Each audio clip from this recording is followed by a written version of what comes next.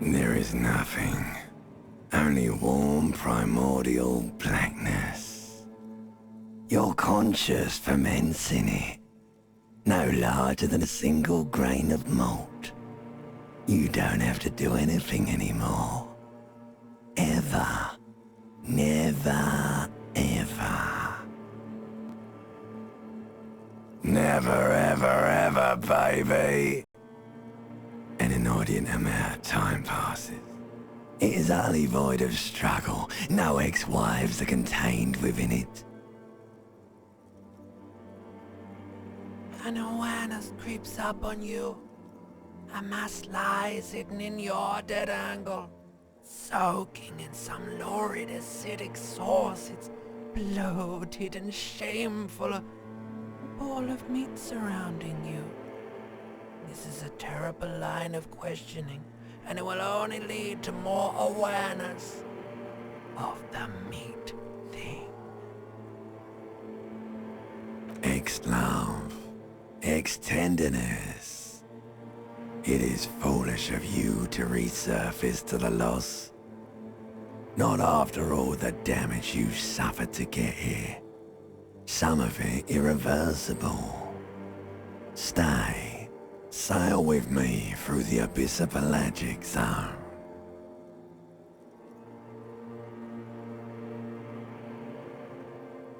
Do you really?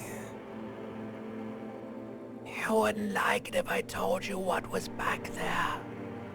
Why'd you think you had to bludgeon yourself into oblivion? Or did you not sense yourself marinating? Poured so much on yourself, got a bit carried away, did we, Chef? Fear and apprehension. You should ask what's out there first. There's this giant ball there. And evil apes. And the evil apes are juking it out on the ball. You're one of them. It's basically all just evil apes juking it out on a giant ball. You can't even make out it's a ball when you're juking it out. It's that large. Infinitesimally small.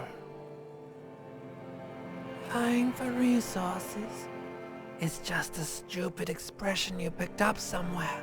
The part of the presentation you want to take home with you is this.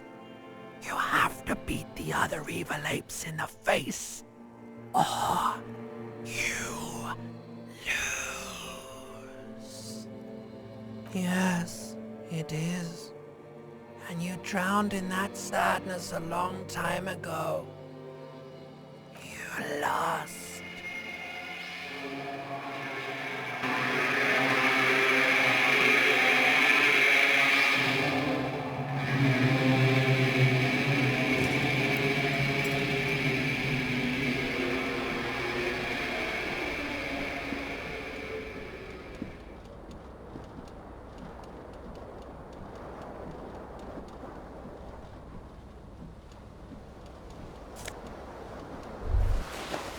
You hear a jingle. Keys are clinking in the pocket of your flare-cut pants. It says, whirling in rags, on the aluminium keyring. There is a single key on the ring.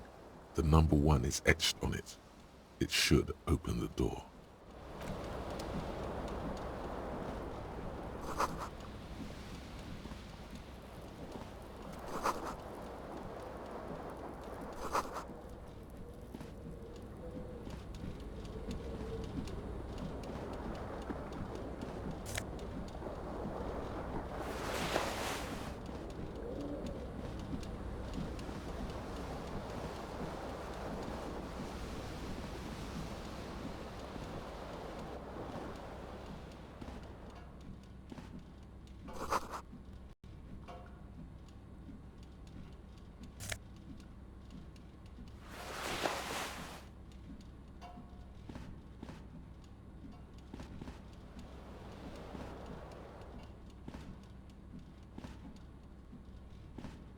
A mirror hangs above a bent and broken sink.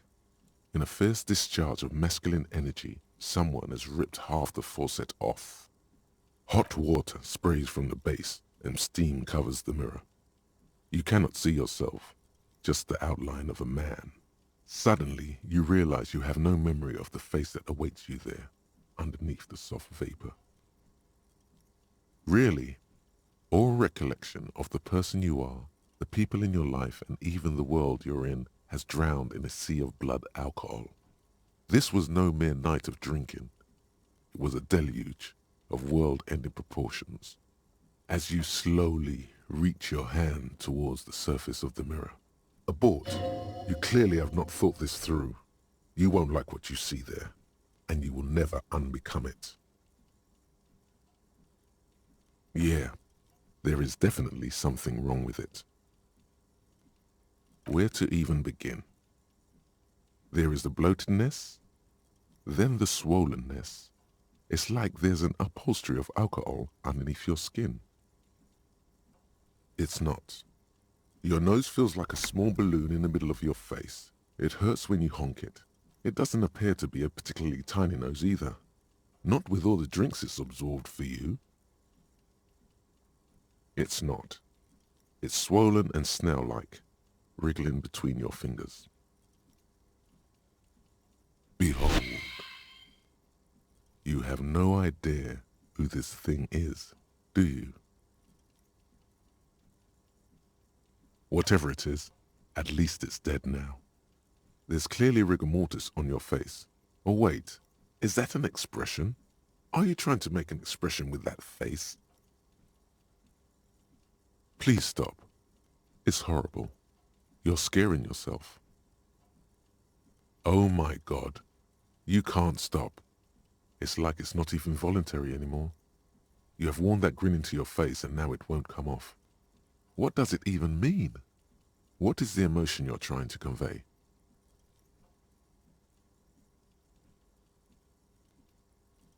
There might have been, 10 years ago. It's little more than a cadaverous spasm now.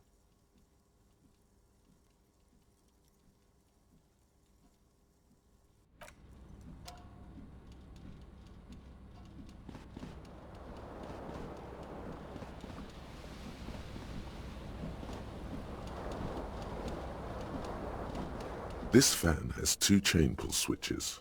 One ends in a tiny fan, the other in a light bulb. A truly horrific necktie has somehow attached itself to one of the blades. Or has it been consigned there as punishment? You feel as though this creature is your friend and wants to reattach itself to your neck so that you may continue your adventures together in this strange world.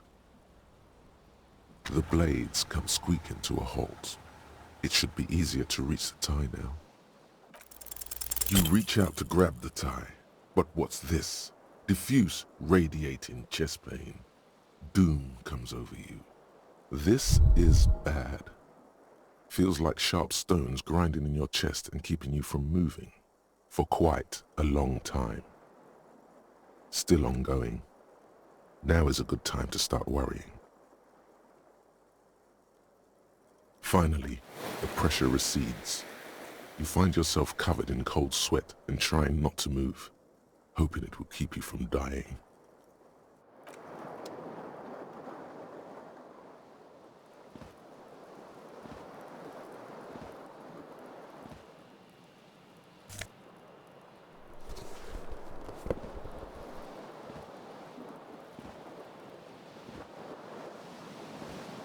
The window stands broken in its frame. Cold wind blows in. The morning light hurts your eyes. It's hazy, but you see the ocean and some war-torn buildings. The shards face outward. Whatever broke this window came from the inside. A fine web of scarring covers the back of your right hand, but none of it is recent. More likely a projectile than a held object. There are no fragments on the floor from pulling a tool back in after impact. Something you've done before. It is too large for a bullet, yet too small for a piece of furniture. You're looking for something heavy and larger than your fist. The single green shoe you found fits the hole almost as well as your foot. It would have also been heavy enough if thrown with force. Congratulations. You smashed the window with your own shoe. Now you only have one. If you're lucky, you could still find the other one on the balcony outside. The door to it should be outside your room. A cool wind gushes in. Your toes curl up from the cold.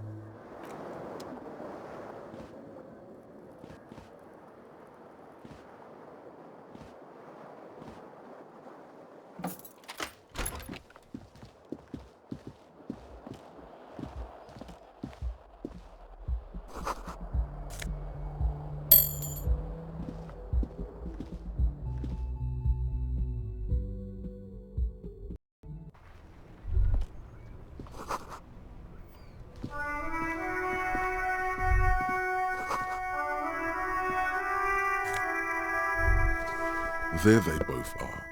Two identical shoes, both copiously green and indiscriminately snakeskin, reunited on your feet. Good, they're balanced, comfy. Feels like the only good thing about you right now, truth be told.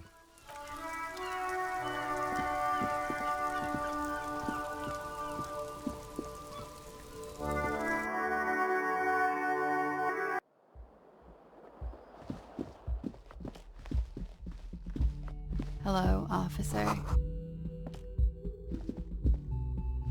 The young woman raises a cigarette to her lips. No. There's only one solution to this. You're a businessman. Because you're a police officer, sir. I'm not, unless you've been shitting us all this time. You've been here for 3 days, on official police business, no less. Couldn't say. In truth, so far, mostly drinking. Don't be so harsh on yourself. They let almost anyone be a police officer. A glib remark. Don't let it stand. Assert yourself. Retreat is not a winning tactic. Could it be because of the drinking? Of course. Be careful, officer. They don't like the police around here. She looks back at you, a light glinting off her eyes. Goodbye.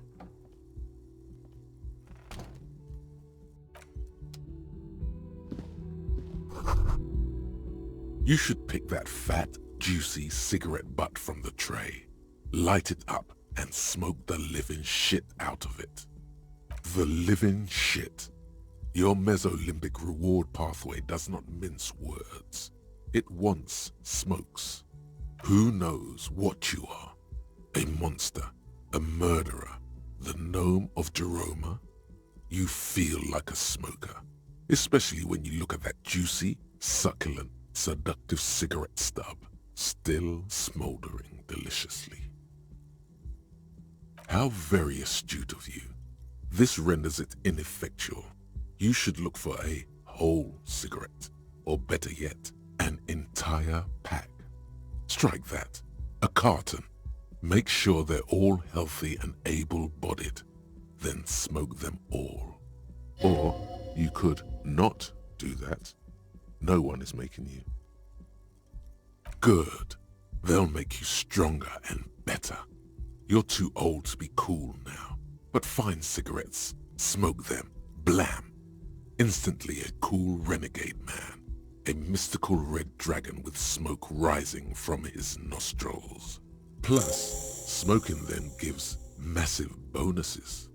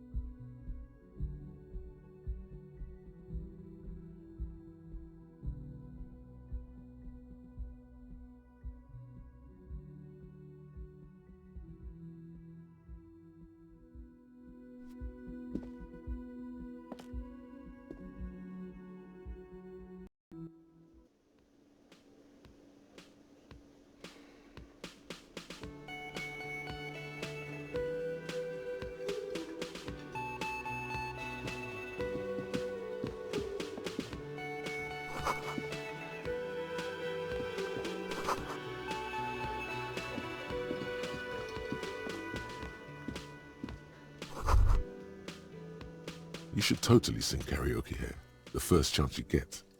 Your emotions need to be expressed. People need to know your vast, oceanic soul.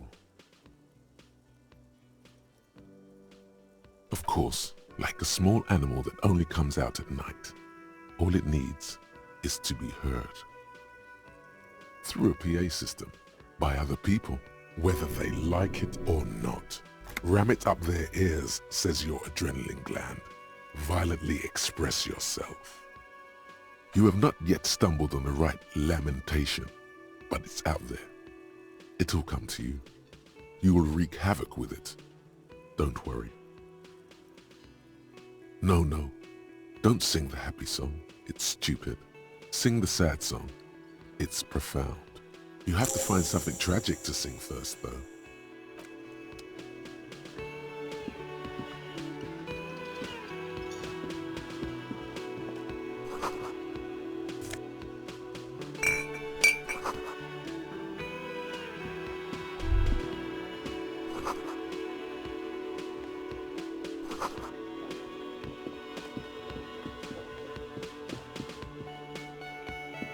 A man in his late 20s stands behind the counter, inspecting a stuffed seabird. As you approach, he gives you a sideways glance, then looks down again. That was disdain in his eyes. Even now he's purposely ignoring you. A competent work of taxidermy. The white and brown seabird lies among piles of coasters and drying mugs. One of its wings broken. The man is trying to mend it. Looks like the bird was ripped off the shield that was used to mount it, most likely on a wall. Something about it makes you feel bitter. Look, your buddy is over there. Why don't you go and talk to him, okay? He pretends not to hear you, concentrating on the bird instead. No, I'm not the bartender. I'm the cafeteria manager. I have 3 cafeterias to manage. 3. Sylvie tends the bar here, not me. I'm only standing in. She just, you know... There's something there, and it's not good. That's all you know for now. Oh no, you're a hero. A real hero cop. Yes, you are. A real decorated hero. What did you not do? First you took the body down, then you solved the murder, then you didn't trash my hostel room. Maybe you even negotiated the strike. No, you see, actually, you didn't. You haven't done anything even remotely useful since you got here. No, I haven't seen you around. I'm not always here.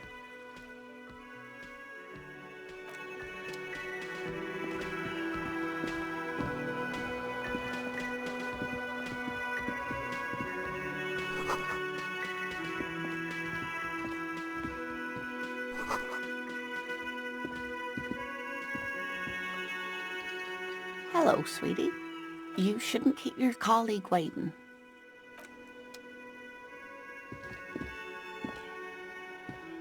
A bespectacled man in an orange bomber jacket is tapping his foot on the floor. Looks like he's waiting for someone. You. As you approach, he narrows his eyes and extends his hand in greeting. If an assault were launched on this building right now, if the windows came crashing down and the whole world descended upon you, this man would hurl himself in death's way to save you. You are sure of this, but why? He is your half-brother. Hello, I'm Kim Kitsuragi, Lieutenant, Precinct 57. You must be from the 41st. You realize he is waiting for your name. This is your chance to come up with a really good name for yourself. Get creative. Conceptualize. Raphael Ambrosius Cousteau. Yes, it is. Raphael Ambrosius Cousteau is one classy name for one classy cop. Say it. Yes, well. It looks like we had a little scheduling error on Sunday. Saturday too, actually. Have you had time to talk to the manager here?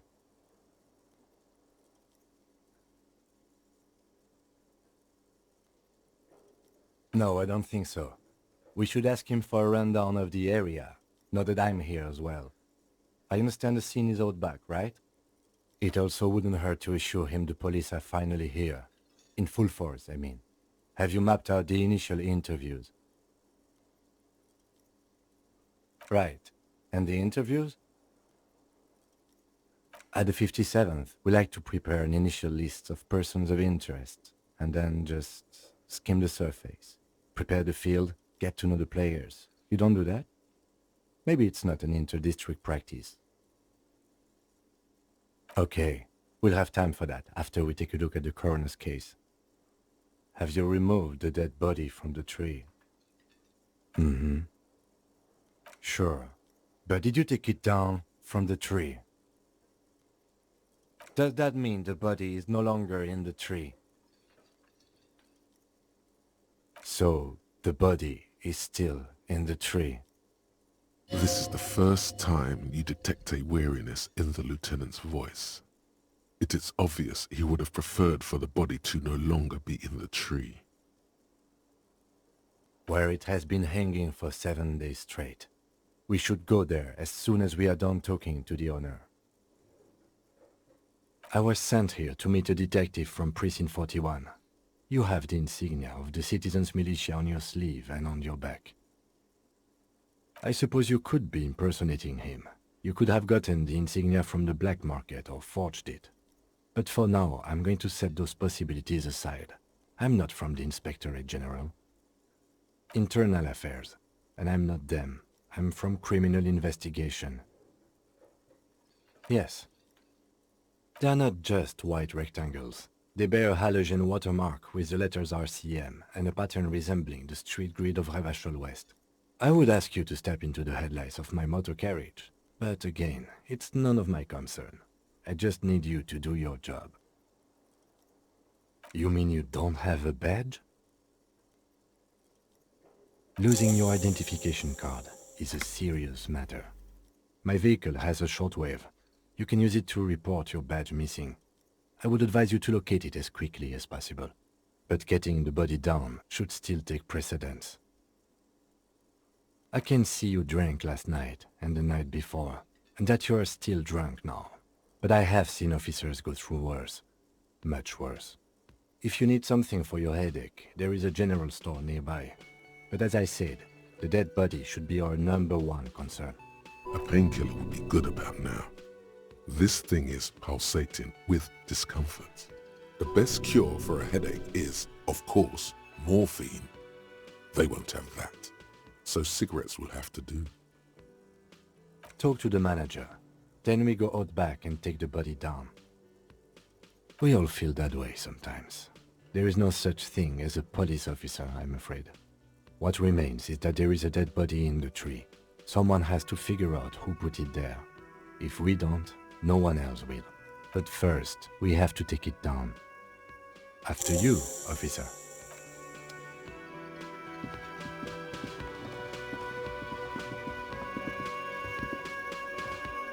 The man with the unimpressive beard notices you approaching. He drops the ledger he was holding and turns to the lieutenant. Mr. Gart, right? You run this place. Yes. I am Kim Kitsuragi from Precinct 57. This is an inter-district investigation, so joining me from Precinct 41? Right. Now, I know it took us a while to arrive at the scene. It also took you a while to call us and report the dead body. It was you who placed the call, yes? No, I only just got here. It was probably Sylvie who called you.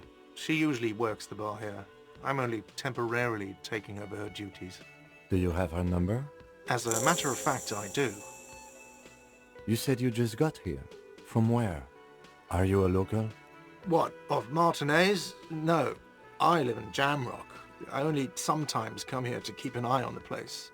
This is just one of the many, many cafeterias I manage. But you still know your way around, yes? In case we need directions. Yes, I know where some things are, but as I said, I don't live here. I just used to work here. And I'm not going to start working here again, if that's what you think. I didn't imply that. Detective.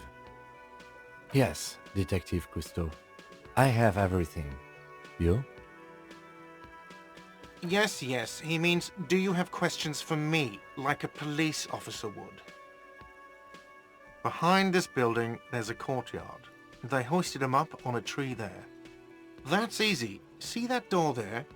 First you exit through that. Then, to your right, you should see a big hole in the fence. A really big one. You can get to the courtyard through there. No need for the keys. The hole is big enough for the Franco-Nigerian cavalry to fit through.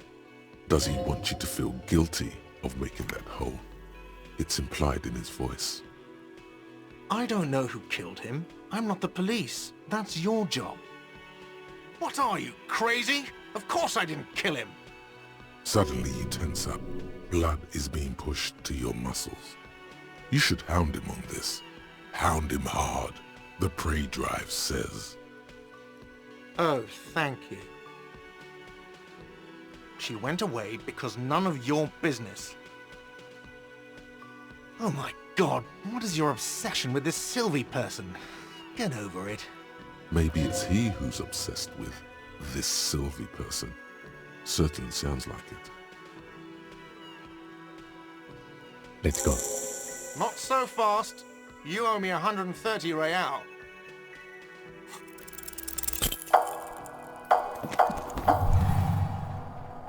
One moment you're running like the wind. Then you've suddenly turned around and are giving him the finger, furiously, with both hands. Why? That's true, yes, and it's worrying. But let's not fixate on it.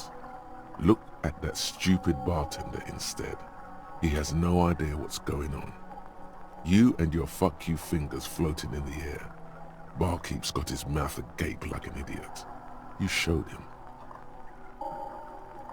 Watch out!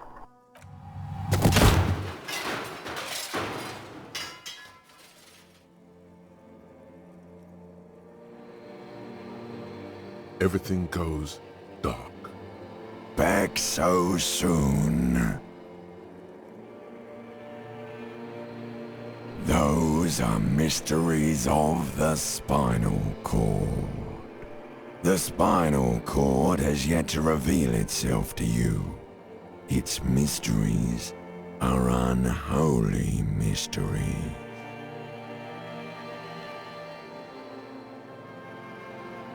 If it comes off like that, it's because it is.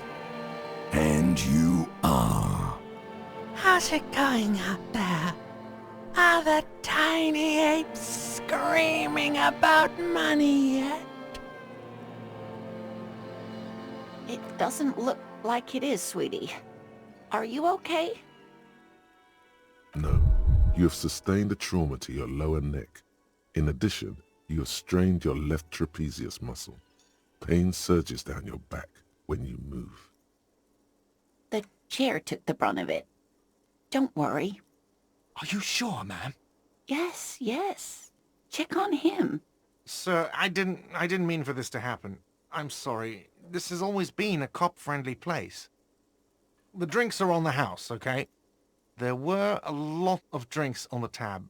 I still have to charge you for 3 nights and the broken window, though. That's 100 square. Not entirely cool. You still owe me 100 real. If you don't have it by tonight, I can't let you back up there. And for God's sake, watch out for yourself.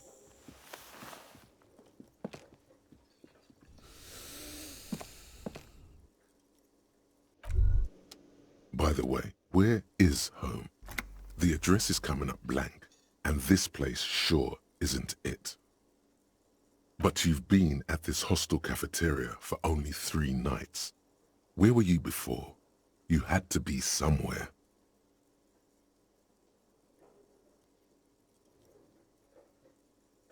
Why did you say that? You don't really know, do you? Something produced by the random firing of synapses doesn't sound like a place you can stay if you run out of money. Entertain the thought when you get the time. Maybe being a hobo and a cop has its advantages.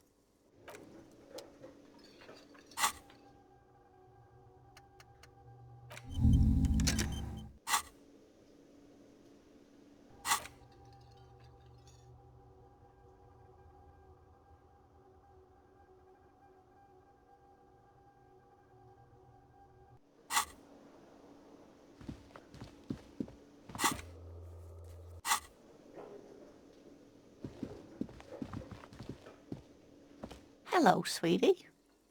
Wait, who's Sweetie? Why, you are, officer.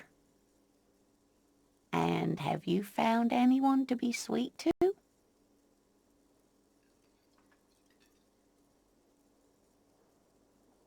What was with that fucking wink? I see you are still grieving. Well, I won't pry. You must forgive me. I'm getting so scatterbrained. I completely forgot to introduce myself. I'm Lena. My husband Morel and I are staying with our friend Gary just down the street, but I come here for tea when they're away. This Lena is wacky enough for the motley crew. Hire her on the spot. Yes, dear. I'm a paraplegic. It means I can't use my legs. I was in an accident some years back, injured in the line of duty, as they say. Oh no, far from it. Although, I did come out to watch the boys play when I was in school. Oh, those tan calves. I was a training and development manager at a rapidly expanding mail-order shoe company. You'd think it would be a safe job, but I had to be everywhere, and, well, once I happened to be under some faulty scaffolding. I was lucky. This was almost 20 years ago, and I was compensated exceptionally well. One can only dream of such payoffs nowadays. I hope not, although the work you are doing for all of us is quite dangerous. Towering over her in your insignia, you make her feel safe. You're a man at the peak of your physical and intellectual powers. You'll find another calling yet, I'm certain of it. That's quite all right. I'm used to people asking questions.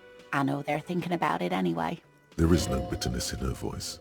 She accepted the curiosity her condition inspires a long time ago. Yes, officer. You look rather dazed. Like a stunned fox. But surely things can't be that bad. She won't judge you, no matter what you say.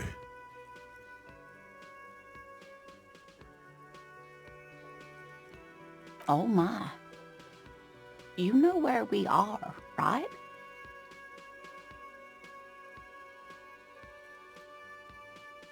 It does still look like that in some parts of the city, doesn't it? We are in a hostel called the Whirling in Rags, dear, and the Whirling itself is in the city of Revachol. How would I even begin to tell you? Revachol is the most beautiful city in the world. We're fortunate to be here, you and I. I haven't seen very many other cities personally, but everyone says so. Revachol is a rare jewel. This city used to rule the world, though it has seen better days. Speaking of history, you know what year it is, yes? There. The year is 51, and spring has only just started. I'm sure there are better days ahead. The lieutenant studies you, rubbing his chin. I'm beginning to suspect that you might indeed be completely adrift in this reality, thinks the lieutenant. How can it be that bad? Never mind. We're in this now. I can tell that this is taxing for you, so I'll just ask one more question. What regime are we living under? What mode of government?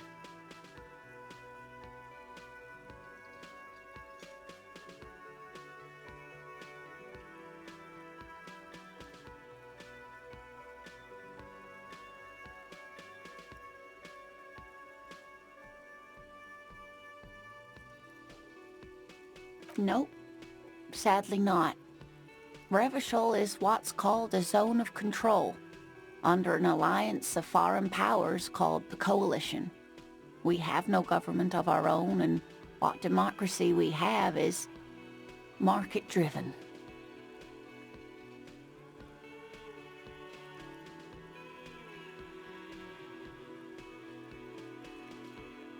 Oh dear, this is troubling. You really ought to know that, being one yourself. There aren't any cops in Revachol, not in the traditional sense. The status of law enforcement has been a complicated matter since the revolution. But we should stop for today, sweetie. You look like you need a break. Besides, I'm not the best person to explain the big things to anyone. She's scared now. She's realized you really are brain damaged. A defeat, I'm afraid. The people of this archipelago tried to build something new, something different. The rest of the world didn't like it, so they came and ended it. This was 42 years ago. It has something to do with everything. I really don't know how to explain it better. I'm just a poor woman, she thinks. What do I know of these things? And how can I help you? You didn't do too well, dear. It does look like you're having trouble remembering things. History and places. Remembering reality, in a word. It's very odd. A sigh. The lieutenant buries his nose in his notebook. But maybe a fresh set of eyes is what the world needs, and while I'm no doctor, such bouts of amnesia are often temporary, so I wouldn't worry too much. She means this sincerely. Worrying won't do you any good. Someone more educated in sweeping matters. Maybe you should ask. No. I'm not an encyclopedia. I won't be a guide either. I'm a detective. Of course. Then I don't know. Someone rich, maybe? Wealthy people are educated. Though I don't know where you would find a wealthy person in Martinez. Oh, I'm perfectly all right. I'm more worried about you. What was that? Don't beat yourself up over it too much, dear. People do strange things when the old fight or flight kicks in. I'm just glad you weren't injured. Of course, dear. Good luck with your case.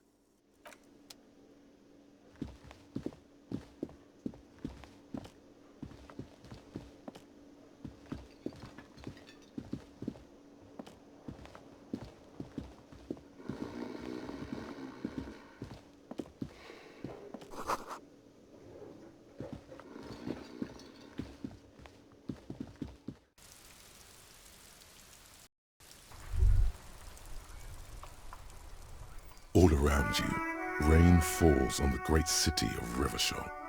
Rain drips from the eaves and floods the gutters, washing the filth away.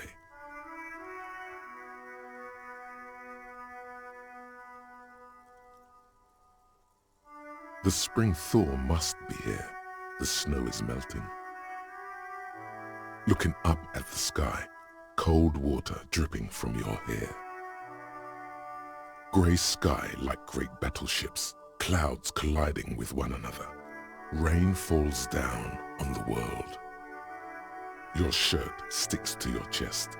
The shoulders of your disco blazer grow heavy. The cold finds its way in under your skin. You shiver, and the city shivers with you. Sheets of rain over the water, A flight of stairs leading into the ocean. Wave after wave washing the coast of Martinaise, with its motorboats and gently swaying reeds. The ruins of a half-sunken sea fort crumble on an inlet beyond the Bay of Revachol. Ghosts rise into the sky. The skyscrapers of La Delta, the financial district. Faint golden light seeps from the office windows. Will you ever go there? No, you are just one of the hundreds of thousands who watch them rise across the bay from Martinaise every day. Urban coastline, rain dripping off Eternite-covered roofs, cinder blocks left over from half-finished construction, a defunct research and development building, once seized by revolutionaries. An old wooden church stands on stilts above the water. Coal City, end of all lines.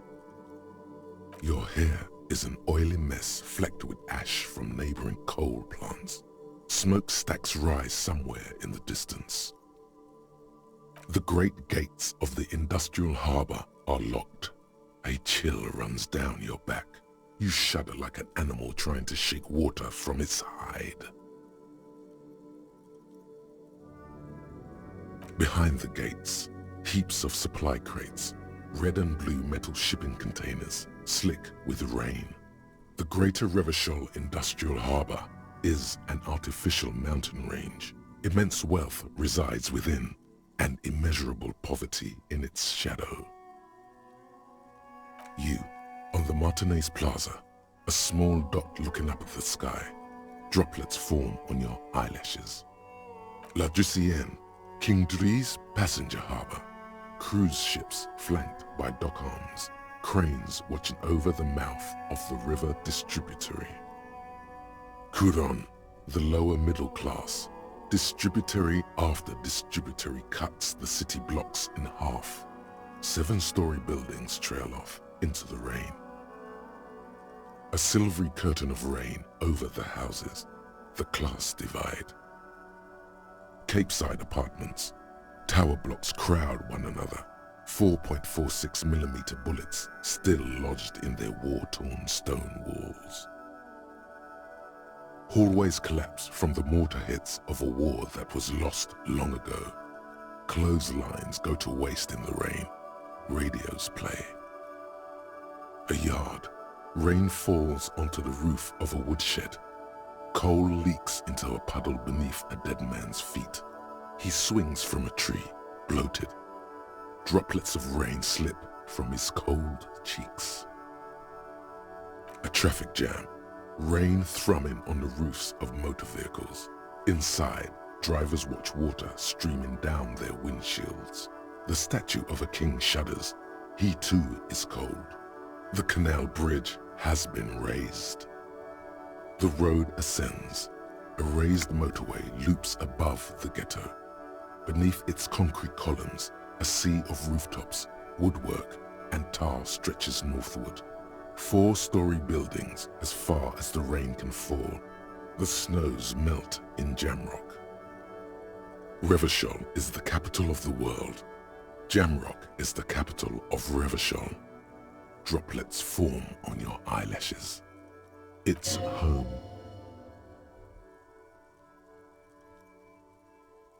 To be in Martinaise, where no one goes, at the runoff point of a long-forgotten canal, in the whitest part of town, in the shadow of the day the revolution failed. Standing in the rain, looking north, where Jamrock Rock City stretches inland. In the rain-swept distance, above the rooftops of Jamrock, a repurposed silk mill stands perched above the motorway exit. Precinct 41 hunches in the rain. Satellite officer Jean Vichmer rushes down the precinct stairs, umbrella in hand. It's unopened. He doesn't seem pleased about the spring rain. On the bridge, officers Torsen and McLean are standing guard. Torsen wears jeans and a fishnet wife-beater. Satellite officer Vichmer passes by, and the young man remarks to him, "Where's your homo, homie?" What? It's not like that. They are what is called heterosexual life partners. They have a battle-tested relationship. A brother bond, if you will. Huh? Yeah. Heterosexual life partners. Funny apery.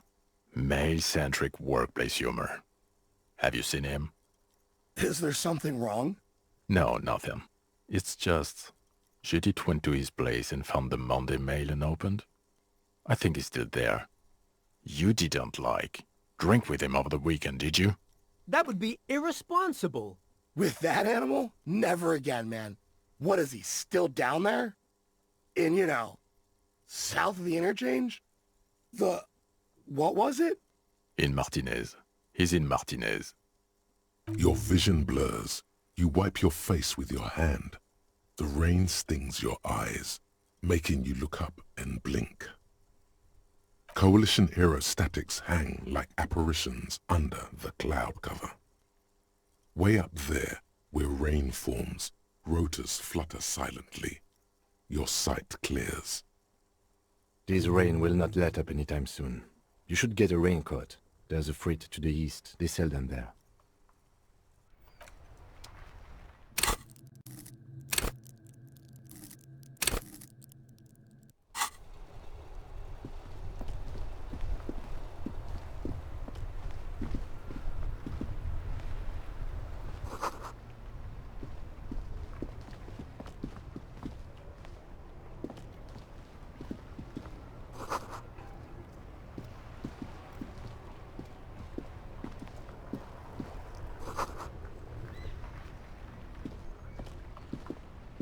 The RCM in Martinez.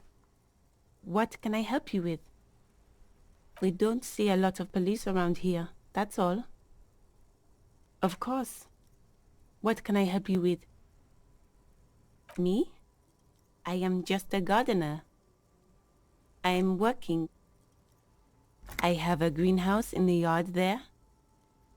I've been trying to get some work done. There's discomfort. She stops mid-sentence. As you probably know, there's a corpse hanging from a tree there. It smells pretty bad, so I have to take breaks. Don't worry, miss. We are here to clean it up. You can get to work soon. Thank you.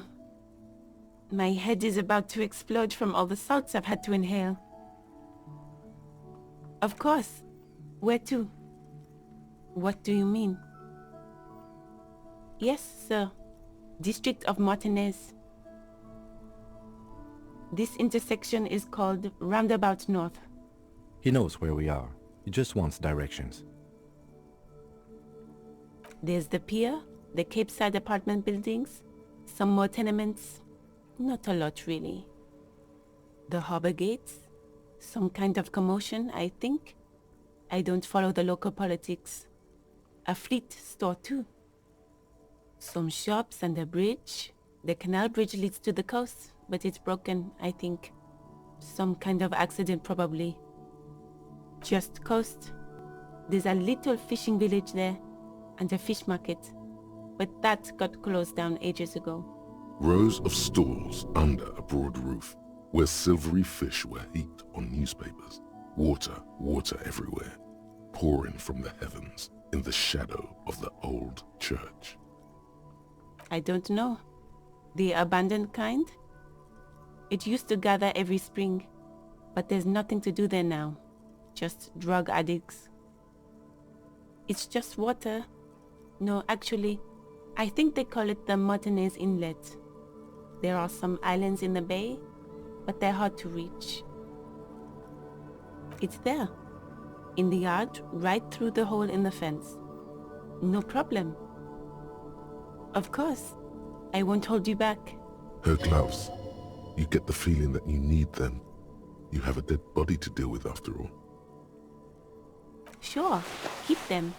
I have another pair.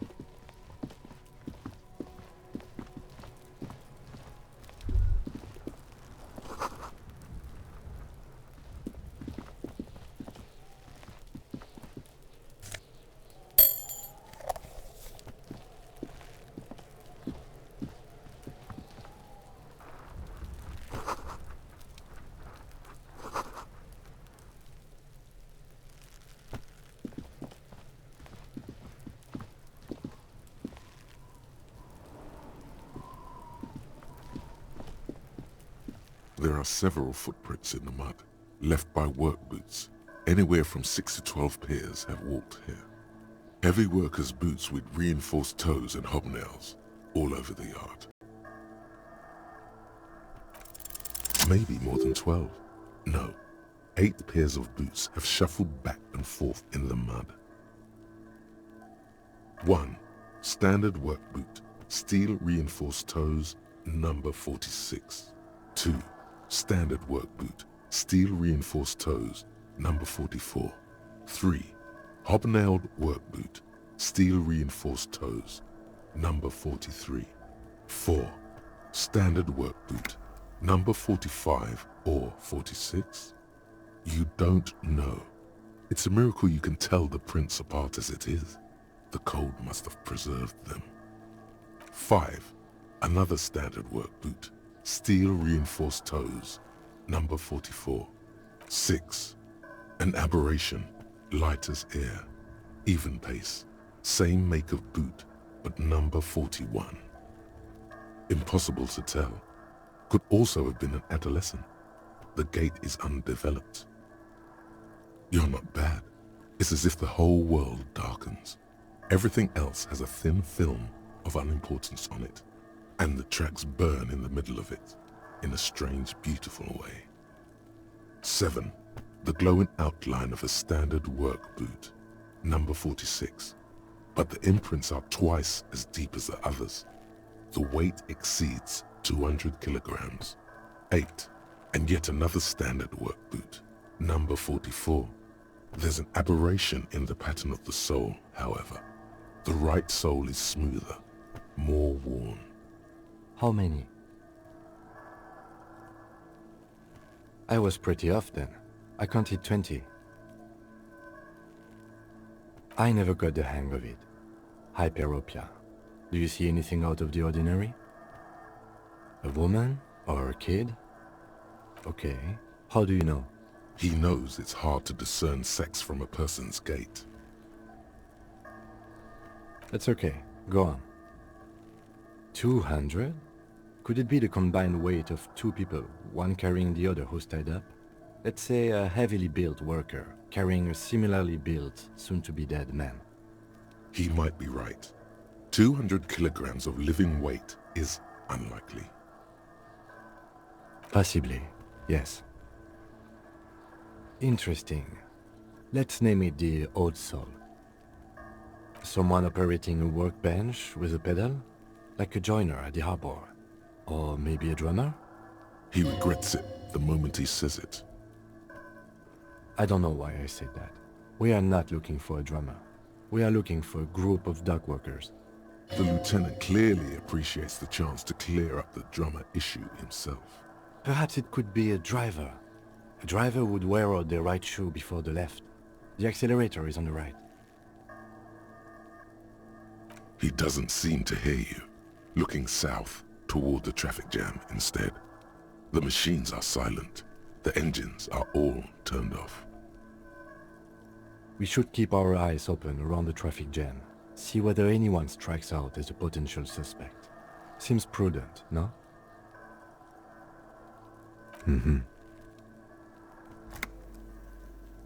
A week, maybe? 7 days would fit the time frame provided to us by the caller, who reported the hanging.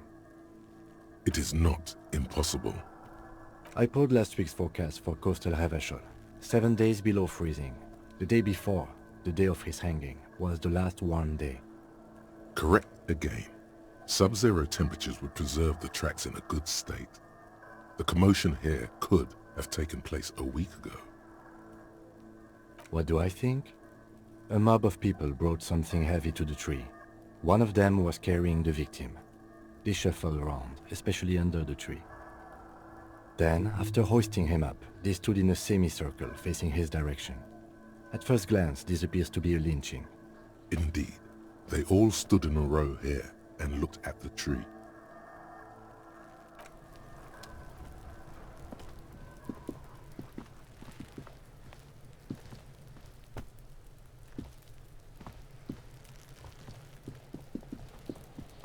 What do you see?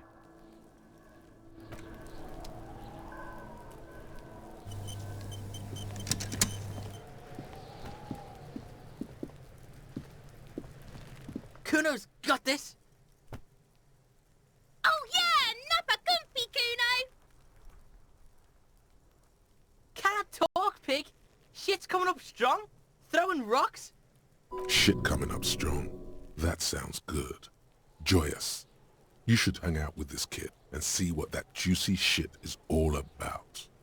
Yeah, Kuno! Ride the lightning, Kuno! Kuno's riding at sea. The rake, Kuno! You should throw the rake at him, Kuno! The fuck does Kuno know what a rake is? Kuno's not a gardener. We shouldn't do anything. I don't tempt such forces. You will see.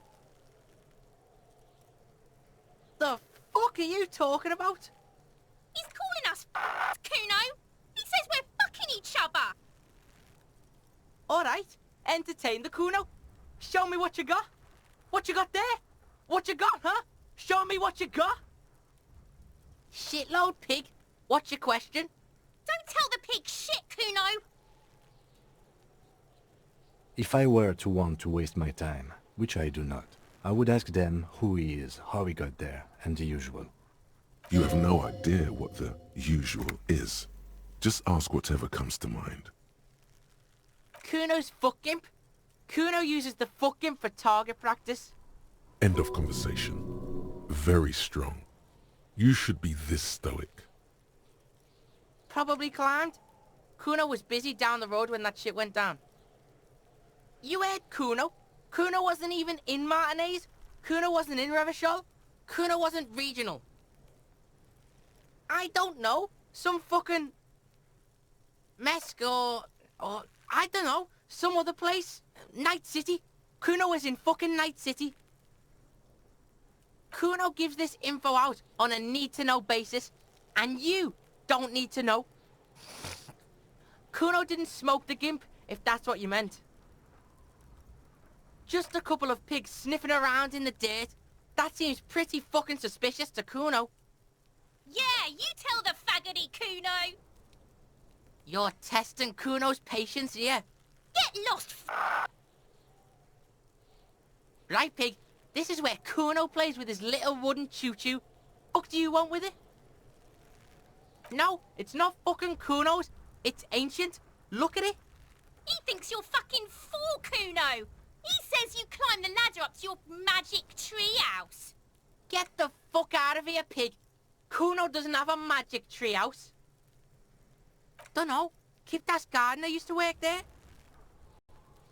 Yeah, that's what Kuno said. She couldn't handle the heat, so she took off. Kuno can take it. Shit's nothing to Kuno.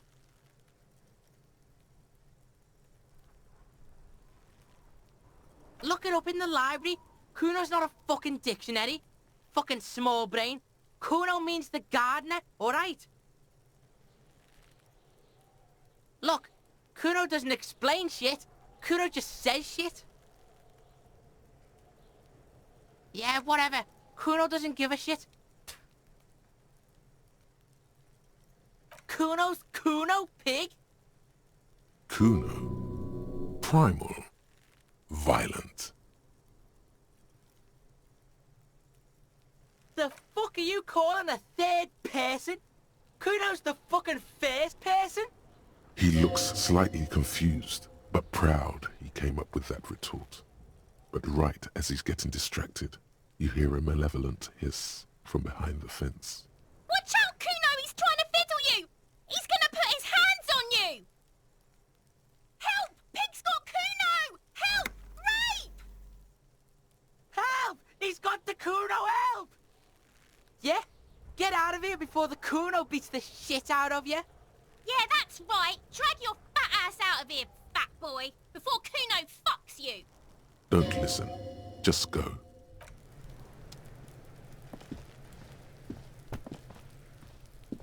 The corpse looks at you with bulging white eyes. The face around them does not look human. It's swollen and ready to burst. His lips are fish-like and his tongue like a ball gag in his mouth. You seem to be holding your breath. A cargo belt twists his neck at an unnatural angle. The body below appears stiff. It's letting out an ungodly rot. The smell seeps in, even through your clenched nostrils. Active decay. It's okay to throw up, officer. No one is judging. He's about to blow! Cop's gonna blow, Kuno! The smell is repulsive. It pushes in from your mouth, more instant and more familiar than anything you'd expected. More fever than odor. It fills your mind, flushing you from within.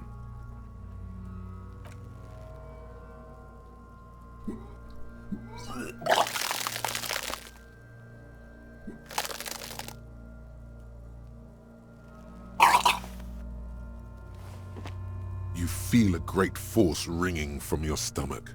Your body curls and pushes it out, burst by burst, until a pool of vomit lies under your feet and your throat stings from the stomach acid. It's okay. Happens to everyone. Keep it. The hangover is clearly making this worse for you. You could use some ammonia to clear your head. If you can handle the headache, some officers use it to deal with cadaverine odor. I can't handle the headache.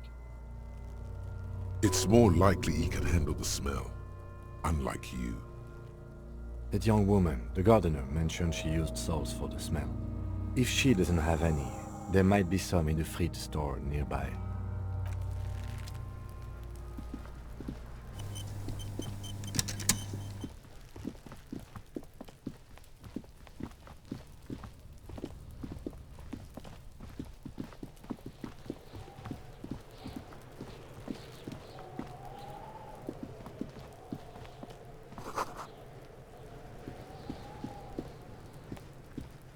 This trash container is locked. The sliding lid has a padlock that says, "Whirling in rags."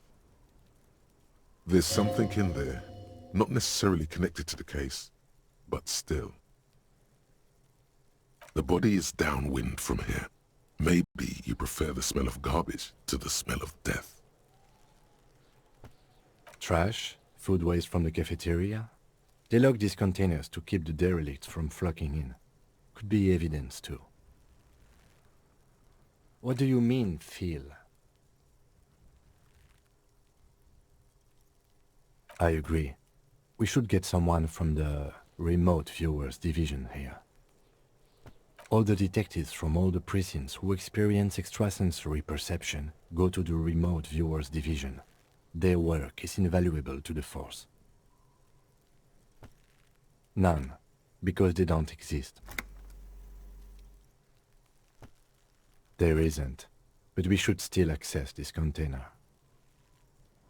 We could try using a pry bar. There's one in my motor carriage, or we could ask for a key from the manager of the Whirling in Rags. He probably has one.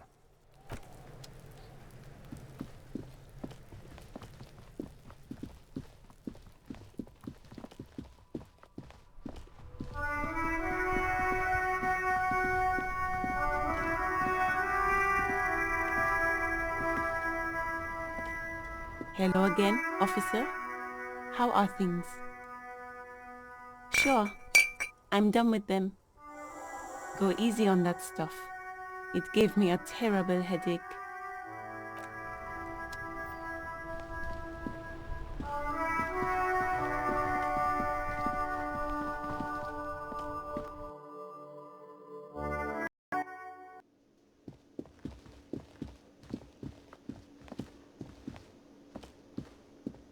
Can I help you?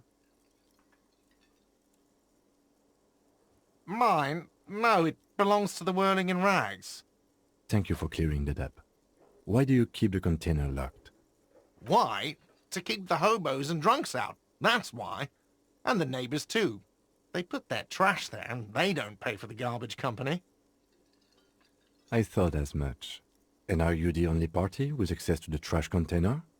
Well, yes. Us and the garbage disposal company.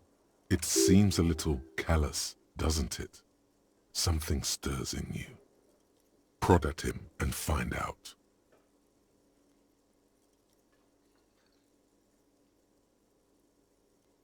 Callous? What are you, Kras Mazov? Almost all establishments in Revachol keep their trash locked. The whirling in rags is not special in that regard. Yes. Sir, I'm sorry the RCM is having financial trouble, but it's not this establishment's problem. What do you need them for? It concerns the case. Please cooperate. Just bring them back once you're done, please. Absolutely out of the question. You wait and see, cafeteria manager. Absolutely in the question.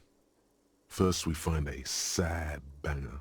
Then we sing this place to shit.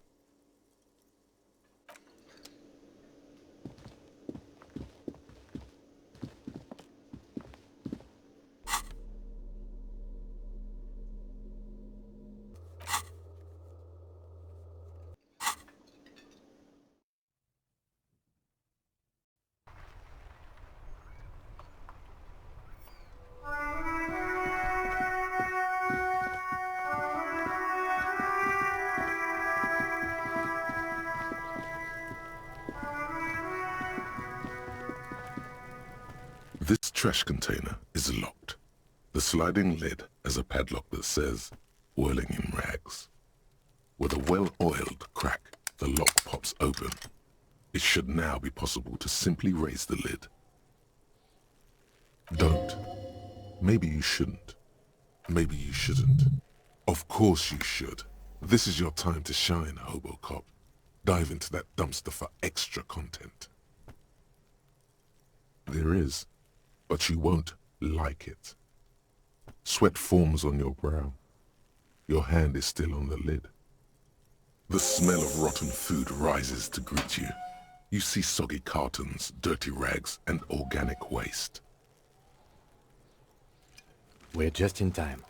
This hasn't been emptied for over a week. You see milk and egg rest with one broken egg in it. Some pasta wrapper. Picking up the soggy packages somehow feels familiar. A box falls into pieces in your hands.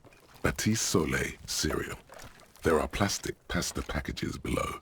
And turbo noodles. Nothing of note, however. Among the threadbare kitchen towels, something catches your eye. A pair of denim trousers.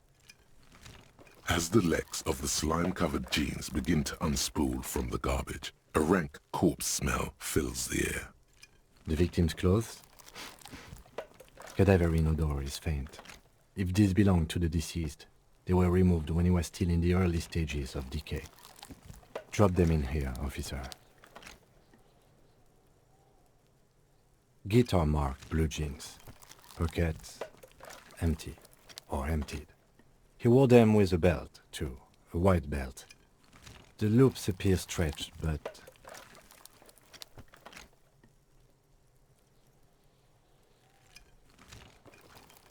the belt is missing. That's it. Do you see anything else in there? I have another bag here. Something slimy catches your eye. A drab, long-sleeved shirt, olive-colored, appears from the food waste, dripping with pus. This is a military-type overgarment. No label or serial number. This is the kind of rib-knit shirt that's worn over light armor to conceal it in an urban scenario. Anything more? The rest of the rags are just kitchen variety waste. Just garbage. All right. We should go to Gart again and ask if he knows who put the clothes in the trash. It could be as simple as someone from the hostel cleaning the yard. Or that one. I'd advise against confronting that force. Not really. All we know is the victim's clothes are in the trash, the lid was locked, and his establishment had the key. It's just a small loose thread. The fuck's he on about, kids? You hear that, Kuno? He thinks you're an infant or something. See? The lieutenant nods, then looks back into the trash container. It's just organic waste, cold and slimy on your hands. Apple and potato peels, mostly. Unidentified sludge, and the occasional chicken bone thrown in for good measure. But hey, nothing. It's nothing. Nothing more to see here. What's this? A blue piece of plastic sticks out from the apple peels. It's shiny. Looks like the corner of something. Something larger. A clipboard. A blue plastic clipboard with moist papers hanging from it. They look badly damaged, but you can still make out forms and notes, written in a man's handwriting. Officer, is that your paperwork? Yes, it is. Look. This plastic has the RCM street grid on it. You've even got an autopsy form. If you don't mind me asking, how did this get in the trash?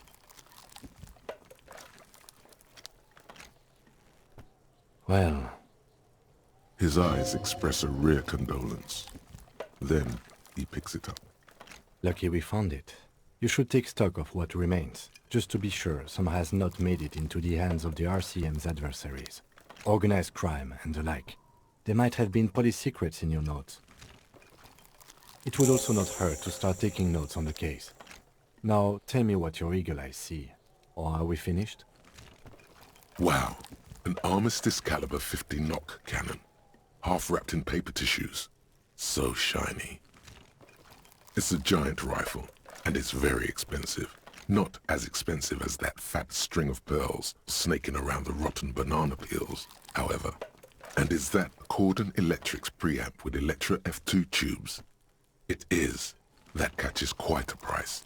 We're talking 12,000, easy. Unless you're into hi-fi yourself. That's too bad, because none of those things are actually in there. There's just food waste and crisp wrappings. All you see is a broken mug with a racist depiction of the yellow man frolicking in saffron. Only in its social sensibility. Mm-hmm. The container sounds a muffled gong. That's one thing off the list. I think we got it all.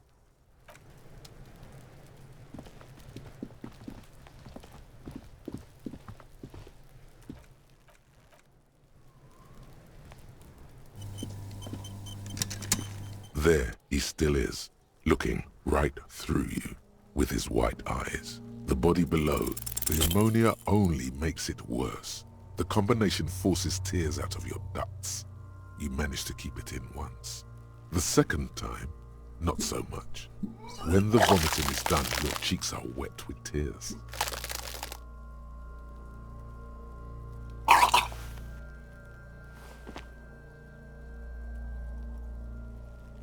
Are you okay, officer? The weight is reassuring, like a krenel on solid fortification. Pat, pat, pat. You're facing tough odds here. It's aggravated further by alcohol withdrawal.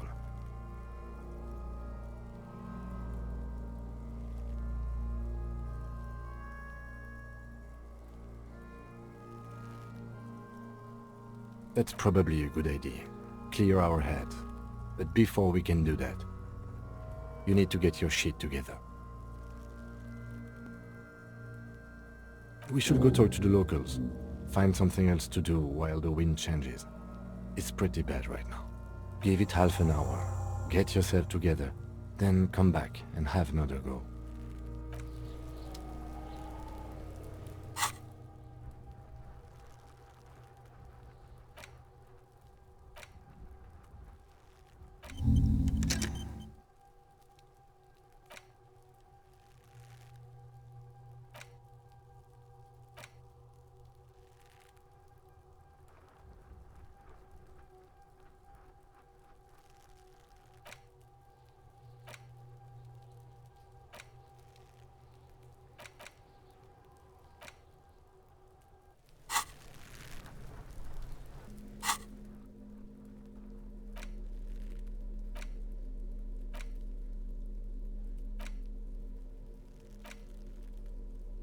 It's the ledger you found in the trash. A pitiful cabbage of white and yellow papers hanging from plastic board, barely held together by a metal clip. This sad display is made complete by the faint smell of urinal cleaner. There's a piece of toilet paper, or is it cleaning tissue? No, it's toilet paper. desperately sticking to the back of the blue plastic clipboard. It's a metaphor for you. Below the pathetics, terror. Do not look into its blue heart. It's just toilet paper sticking to the back of the plastic clipboard. You can take it off if you want. Still wet, the toilet paper peels off the plastic easily. All you have to do is shake it off with your finger and voila! The ledger now looks marginally better. An aluminium block runs the width of the board, biting down on the paperwork. Its crocodile teeth are the only thing keeping the papers together. A regular pencil, the tip worn down to nothing, has been attached to the clip. The surface is interrupted by a silvery sticker. It's rectangular, sparkling with iridescence. You don't know how you didn't notice it before. What? Yes, halogen watermark used for adding information to RCM property. It depends. Aside from an anti-counterfeiting stamp, mine has my station number and address. The information varies by date of issue. How many years you've been on the force, he's thinking. It'll have that. Any capable light with the right wavelength will do. All RCM vehicles have headlights designed to reveal halogen watermarks. Mine too. This means you can read the watermarks if you just turn the lights on. Okay. While a bunch of sodden papers sag from the clipboard in your hand, it's a sorry sight. They're not exactly white. They're yellowed in patches by sunlight and alcohol and covered in dense blue handwriting. Ink escapes into watercolor patterns, reaching its tendrils across entire pages. The paper itself is checkered with faint red lines, forming short paragraphs.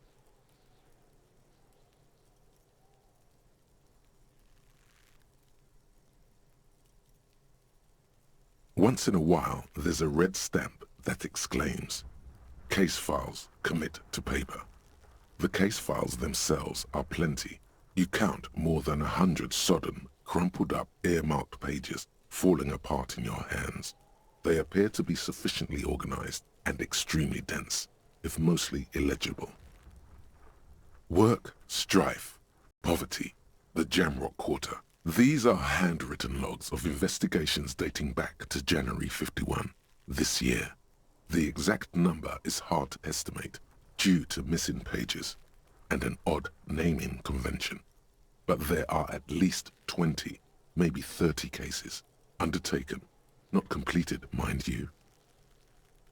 Yes, it appears you employ a, shall we say, robust yet literary system. Each investigation has its case number written on the margins, yet, still more tellingly, most are accompanied by a name.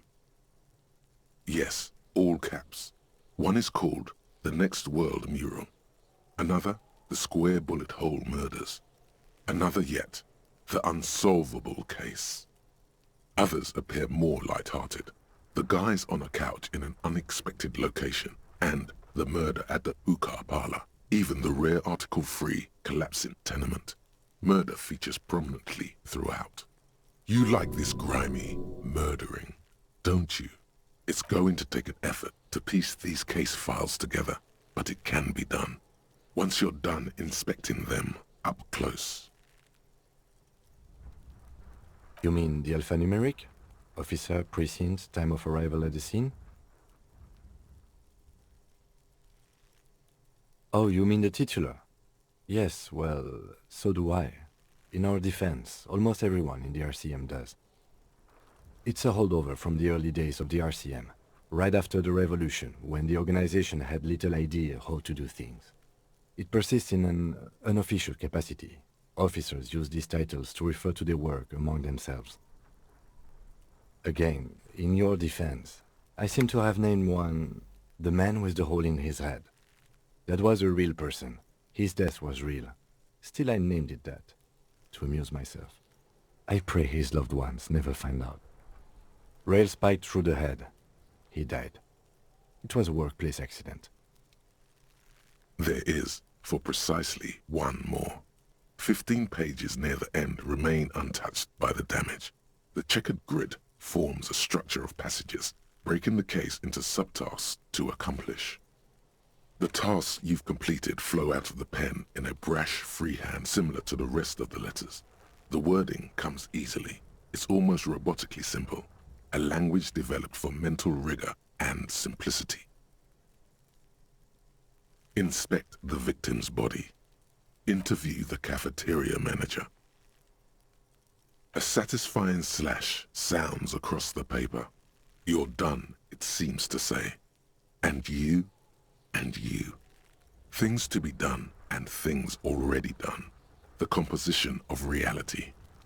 This is an extremely useful tool for a detective of the citizens' militia. Now all that remains is to name the case. No, actually. Any ideas? Furies. Yes, well, I don't know. I have to be honest, I'm not experiencing the internal strife that it refers to. And also, could you make it less poetic somehow? Just a normal case name, you know? Think, what would that be? A good normal name. Ah, yes. I have to tell you, officer, I don't appreciate ironic titles. Other officers will have to use this as reference. If it's idiot or cockfinger, they're not going to get it. They're going to think an idiot and a cockfinger were on this case. So, do you have something less funny? Okay, it's a good name, but it has one problem. This case has nothing to do with the setting sun. At all. It has nothing to do with that, so... something more concrete, perhaps? Do you have something concrete? Mundane, usual? Usual is boring. We don't do that. Great. That's great. That's actually what I was thinking too. The Hanged Man. Good, strong name. We have a very good name for the case now. I'm going to start calling it the Hanged Man. It's good we sorted this out. You don't exactly close them, so much as distance yourself from the smelly papers. They're a little further from your nose now.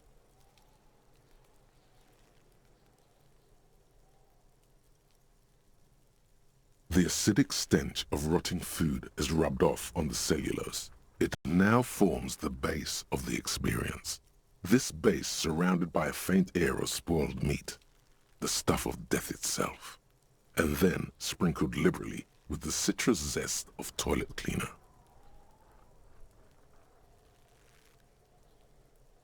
It's made of dark blue plastic, hard enough to beat someone to submission with. The edges are rounded, however. The U4 size board feels thick and heavy in your hand. Light shimmers on its wet surface. On the back you see the embossed letters, RCM. Blue. The blue heart. Don't look into it. Something rattles inside, ever so lightly. Is there a hidden compartment? The plastic shimmers like lapis lazuli, but it is not see-through. You cannot see to its center. With your hands, U4-sized pages hang from the clip screwed to the top of the board.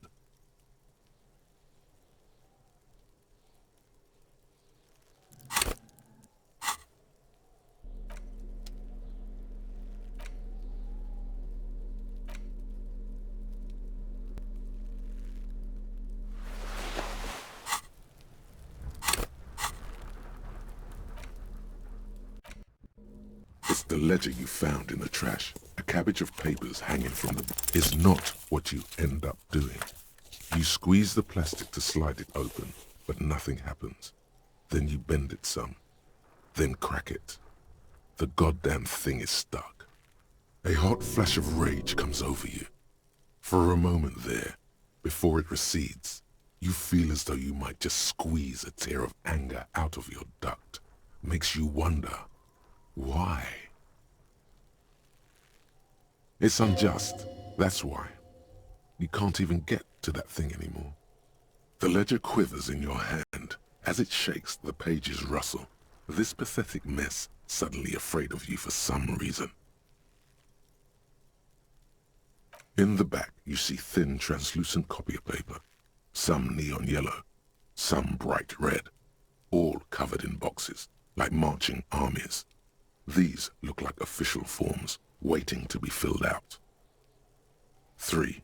The topmost are misconduct fines, the middle ones are station calls, and the bottommost are field autopsy forms. Each is easy enough to make sense of. A monetary penalization ranging from 20 to 250 real. Severe cases allow for 1,000 real, but that requires special paperwork.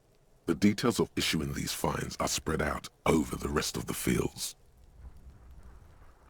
These are quite sinister in tone. They give a date and time for the person to appear at the specified precinct police station. Below the call are the criminal charges you risk by not appearing. A dozen pages of thin copy paper, bright red in color. You see the parameters of a deceased human form waiting to be filled in. Age, sex, condition of internal organs, color of the irises, predation marks, condition of sexual organs. Yes, all that remains now is to fill those forms and hand them to people. Fines for wrongdoers, interview requests for bad guys, and field autopsies to dead guys. What delicious power hid within this pathetic mess. You feel better. The rest of the stinking cellulose is much worse for wear. Being sandwiched between the board and the rest of the paperwork must have spared the fragile copier paper. It's proving to be harder than expected. You just don't have the intellectual rigor to patch the quilt back together. Try again later.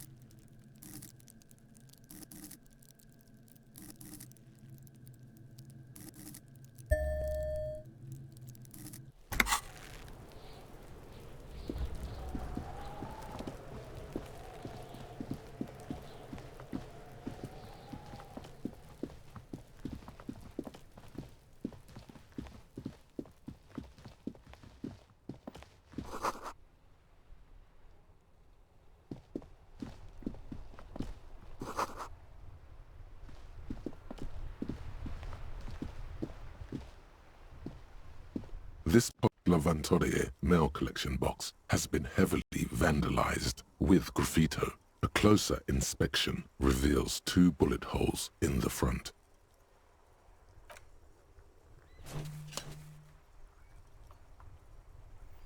The box seems happy.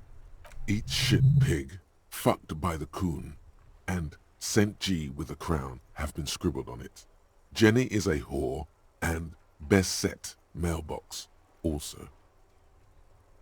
The mail collection box seems cathartic, thankful even. So do you. You shudder, then you swallow, and then suddenly you see it.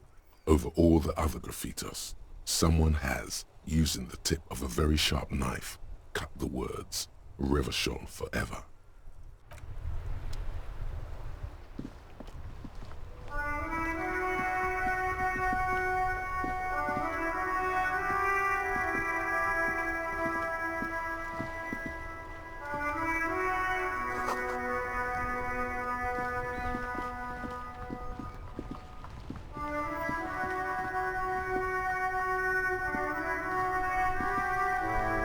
Before you stands a motor carriage. The bodywork is covered in blue and white livery, bearing the number 57. Vapor emanates from the large engine on the back of the vehicle. It hasn't had time to cool off yet. In the cabin, you are welcomed by a set of steering levers, a radio microphone on a hook, a pull-out toolbox under the seat, and the soft glow of the fuel preheater gauge. All right. Ready? I turn, you press start. It's next to the preheater. He's downplaying his excitement. The lieutenant is more than happy to show off his precious carriage. The dashboard lights up with orange glow. The rounds per minute gauge jumps, and the engine of the Caprice Canada comes to life with a whiny growl. The lights unfold with a little click, casting electrical light onto the ground before the vehicle. There you go. I'll turn them off from the remote once you're done. We just need to stand in front of the machine now.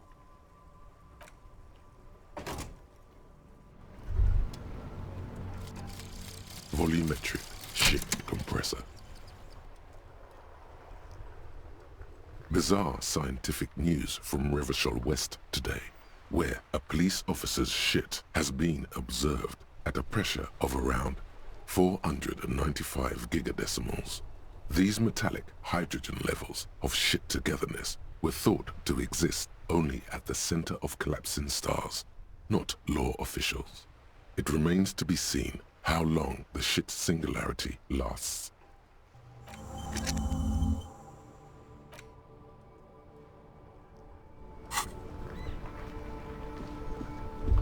As you hold your ledger's clip under the headlamp, an iridescent hologram appears.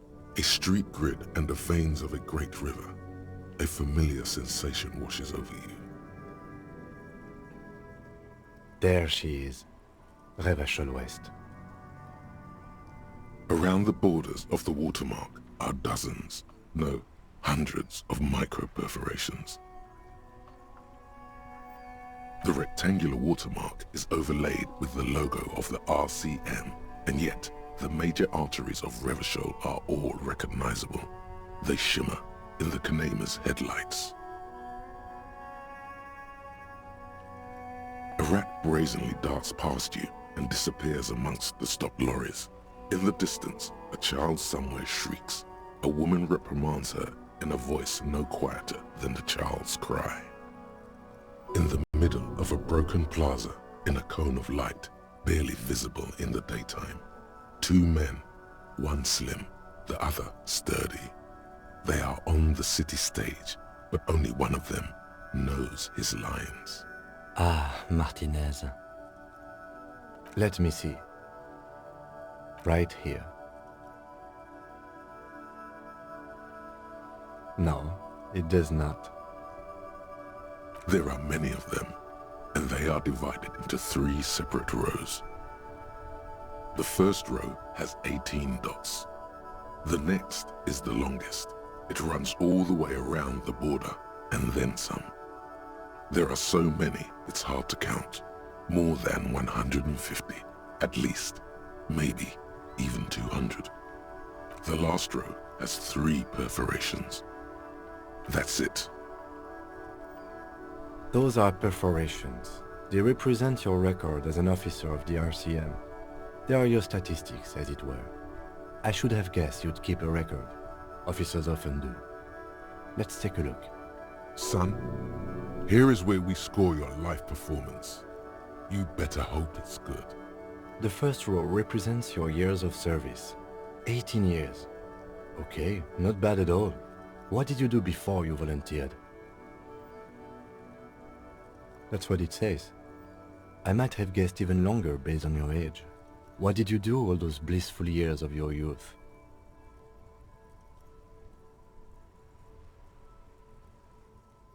You know, the RCM is a volunteers organization. We would have no qualms with vagrants joining our ranks were they qualified. But let's move on, shall we? This next row, the one that wraps all the way around, is your number of closed cases. Closed is good. It means finished. You've got, let's see... Wow, more than 200! It's quite a lot, even for someone who's been on the force for nearly 2 decades. Usually, clearing more than 10 cases a year puts you in the 90th percentile of all RCM officers.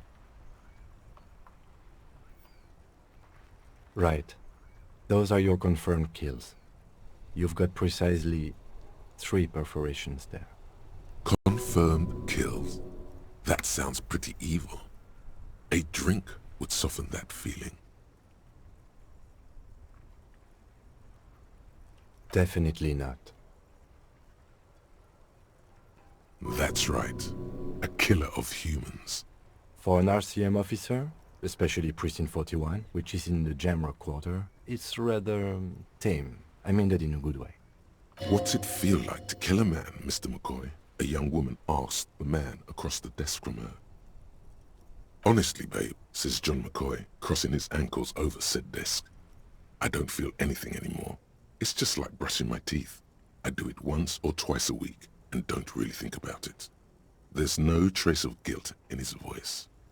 There are certain officers who treat their kills like some kind of ghoulish game. If they do happen to solve a case, it's usually by accident. But it seems as though you are, or at least were, one of the good ones. So we have that to be thankful for. He's sincerely glad you're not a scary predator. Not to say relieved you're competent. Yes. It's not a problem for him to state it, however. Everyone has their own method of coping. Some more effective or self-destructive than others. Personally, I find it helps to keep up a few hobbies. Oh, this and that. Let's not get into it now. Why not gardening? You've already got the gloves. It's meant in earnest.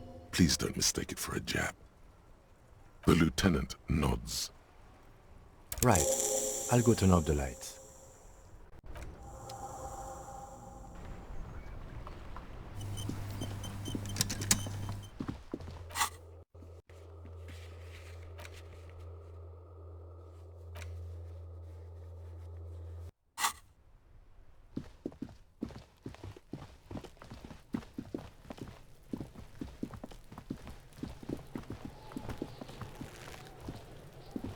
There he still is, looking right through you with his white eyes. The body below is entirely dedicated to that corpse smell. Emitting it is all it does now. As you breathe in, the odor comes over you. It's a smell of the mind telling you to run, and your stomach to wring itself empty. With your hands at your sides and your eyes squinting, you stand in it. They do after 7 days, yes. We are deep in decomposition here. The man before you is naked, but for a pair of underpants and enamel boots. His skin is greenish, marbled with decaying veins, and blotched by lividity. A fading web of tattoos covers his chest and shoulders. The cargo belt used to fasten him to the branch above appears industrial in strength. The material appears to be ceramic. Its clean white stands in stark contrast to the decaying flesh above the knee. The man wore thick polymer socks, probably for padding. A fine array of interlocking plates covers them. Delicate and fragile, they feel alien to the world around you, out of place somehow. They're armor, no boots. Technically speaking, these are sabatons. Ceramic plate. Zirconium dioxide, most likely. This is where the make would be. Under the heel. Fair weather. Fair weather model T500 VE. I'm guessing that's vitreous enamel. This is advanced stuff. The locals probably scavenged it. It would be odd if he had more on after 7 days. We should keep a lookout for these species. The armor could yield information. This is one thing he might actually know. If you wear those pieces, it will help me protect your mortal coil. Yes, bullets will fly. They always do. And the coil is fleshy and mush and permeable. Cast it in ceramic shell. Resist death. No, I think he had something precious underneath the clothes. They had to remove the jeans and shirts we found to get to it. And this kind of armor is often worn under fabrics. A good point. He could have been intoxicated, or something we cannot yet imagine. I shouldn't have assumed so much just from the clothes. What was that? Was the lieutenant just impressed by your unintuitive guess? He was. Why else would he call it a very good point? Does this mean you're a very good detective? Possibly. It is. It's expensive. We've requested similar material for our tactical units for years now. The constabularies deemed it too costly. In that time, we've lost 6 men to semi-automatics. For a full set, About 4 years of wages. As a wage, it's regrettably small, but for a piece of hardware, yes, that's a lot. That's for us to find out. My initial report on the area suggests he was a security guard for the harbor company, but that's just hearsay. Just something I scraped together from my station. An area report on Martinez. I'm sure you did the same. He's not actually sure of that. He's just being tactful. I agree. This equipment is way beyond what a guard can afford. A small bell-like sound fills the air, like tapping on the side of a porcelain cup. Suddenly your biceps coil up, your elbow is sharp and cocked for a punch. Your fist connects to the boot with the same ding. The sound does not appear to get louder. Did you hear that? A click?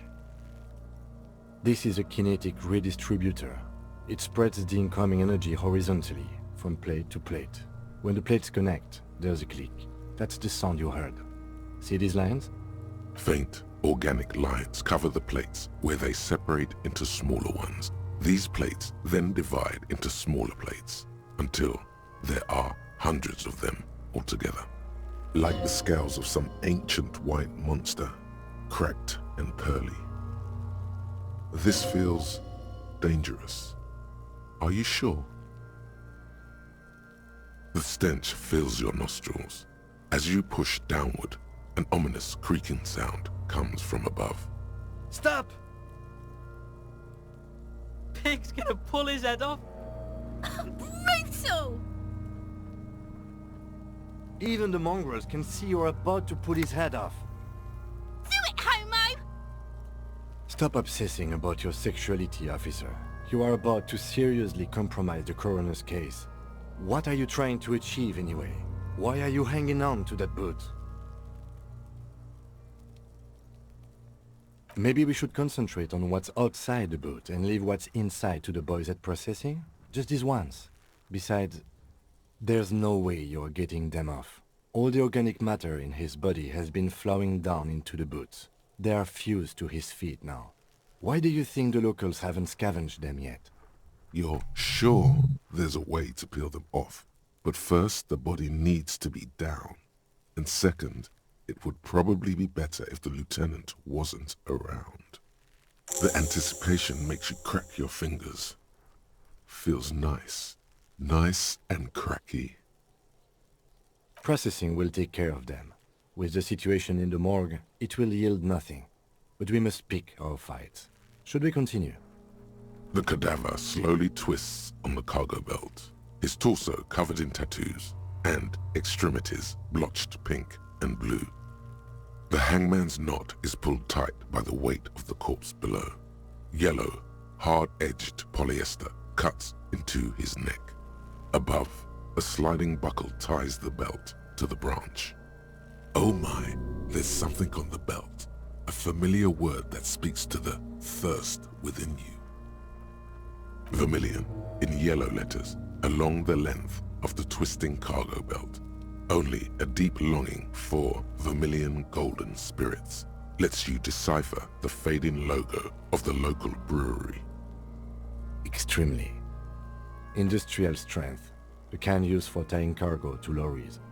Like in a circus, when the circus leaves town and they tie a black-spotted giraffe to the wall of a carry pen.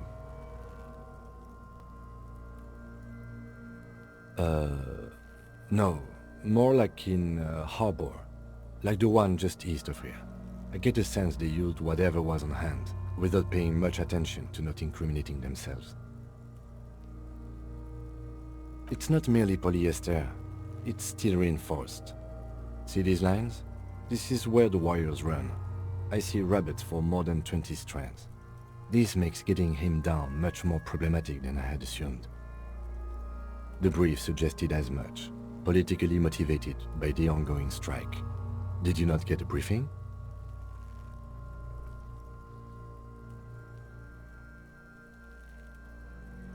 Okay, you should ask me for one the first moment we get.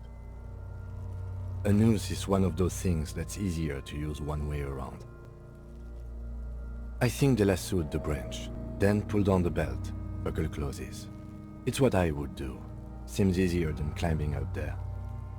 The cadaver hangs from the cargo belt, limbs limp and torso covered in tattoos.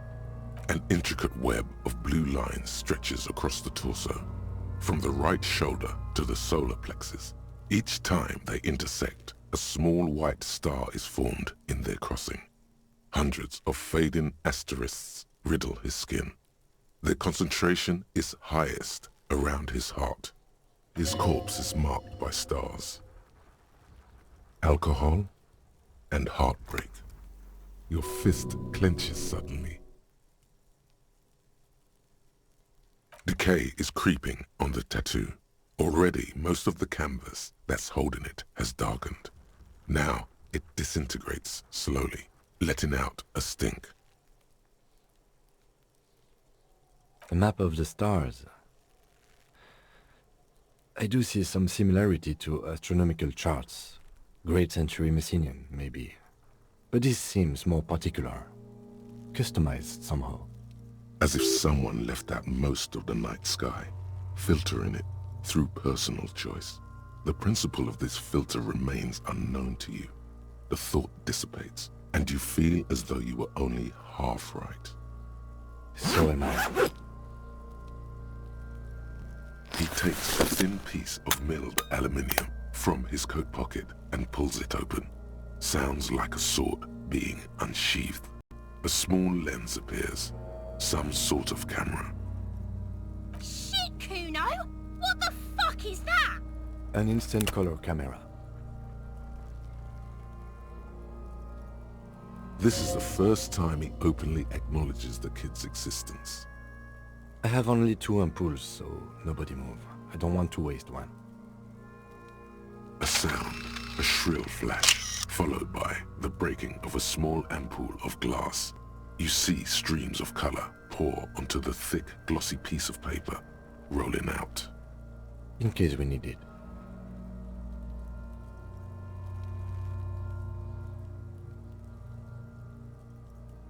It contains insight to the victim's person.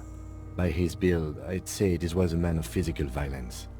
The story he wanted his body to tell was important to him. It is his letter, to us. Someone should decipher it. We'll need to show it around. Sure, just don't lose it. The glossy-eyed corpse looks by, his mouth mute and his skin as colorful as the chemical rainbow on the photo paper, teeming with opportunistic organisms. His eyes are milky white and blind to the world, protruding comically from their sockets. There is no one home, just subaquatic terrors there. Dark brown hair grows on his head. His face is ready to explode from the organic processes inside. The death's head grin has passed. What remains is an unrecognizable mess. Underneath the curdled meat there is an expression, not carried on his features, but below, inside, an expression of pleasure. This man was experiencing joy at the moment of his death. I'm gone. Into the wild pale yonder. In the past, way out in the west. The blue heart. Oh, that's good shit. You'll love it. Just press down and fuck it open like you always do. Fuck it hard. Go-po-po the clown. He means force. It'll work. I'm a joke. Look at me. A killer. A motherfucker. And a killer. Takes one to know one. Go ahead, Cobo. What do you mean? It's the power of your imagination. Go ahead. Ask me more questions. You fucking love questions. Because you're a copperoonie. Look at all of them go. Do you want more questions? Your lost Copodopo would have been so primo.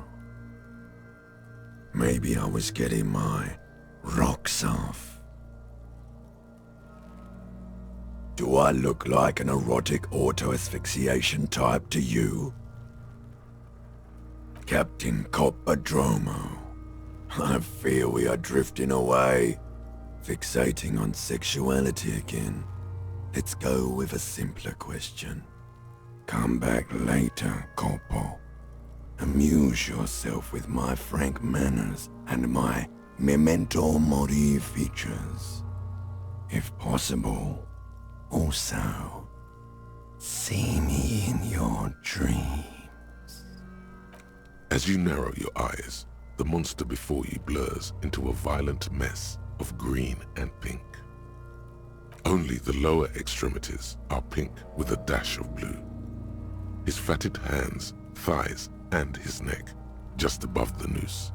The rest of the corpse appears dark green in the cold spring air. How should I know why you are squinting, officer? Oh. You are trying to assess lividity. The monster comes back into focus, an explosion of color, coursing with dark marbled veins. His stomach appears pregnant with something. Black liquid streams down his thigh and onto his boot. So, what do you think? I do. Most of them are post-mortem. Maybe even all of them. The delinquents have made our jobs harder with their little sport. Stop talking in riddles, coin slot. It means you fucked him up good, Kuno. Fucked him up brutal-like. A pool of blood and feces has eaten into the frozen mud below the man's feet. Purge liquid is dripping into it, drop by drop. The victim appears to have contained no more than half a kilogram of digestion at the time of death. The fuck he's saying? Talking about shit. Did we? I don't feel lucky. I agree. There are crow's feet in his eyes. He's laughing silently. Totally dead. He is. I think he was upright immediately after death. Blood has gathered in his hands and feet, and his neck. The noose acted like a tourniquet, keeping the blood in his head. The hypostasis here is in tune with the hanging. That's what I think. There's always a chance. We should check for ligament marks on his neck to see if they're in tune with the belt. We'll have to get him down first. But there is no breath to catch. Only the cadaver filling the air and your nostrils. He slowly rotates before you, decomposing. Are you sure we finished the preliminary examination of the cadaver? We might miss some of these things once he's done. The steel-reinforced belt presents a unique challenge. I brought chain cutters, but I don't see a good angle of approach to the belt. The cadaver is a good 1.2 meters up. Neither one of us can reach the belt without assistance. And even if we do, there's the question of cutting it. Yeah! Bang bang time, pig! Shoot his head off! How?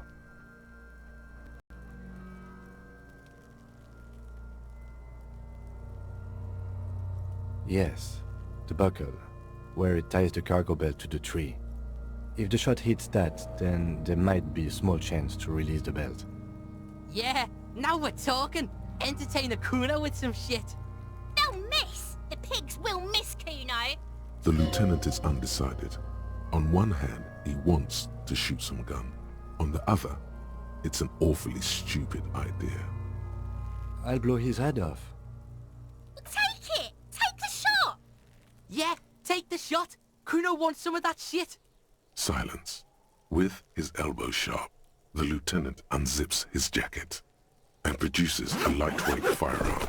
He drops a paper cartridge in the barrel, separates the scouring stick, and gives the cartridge 5 tucks. He then steps back and assumes the fellow's desk position, taking aim. The corner of his eye twitches. His finger is on the trigger. He's gonna fucking miss! The kid's voice is drowned in a shrill blast that echoes off the walls of the surrounding tenements. A cloud of smoke slowly parts in the air as the lieutenant steps back and says to himself, God damn it. He feels bad about it. About his eyes mostly. Just having bad eyesight. Probably from a young age. Whatever you do, do not console him. Fucking idiot! Mookabat asshole! Kuno could have hit it easy, but then Kuno's not fucking handicapped, is he? I have to say, it's beginning to look unlikely we can get him down without assistance. It's bad as it is, us shooting firearms like punks here. Go ahead, I'm not stopping you. Just don't hit the victim. They only have one gun!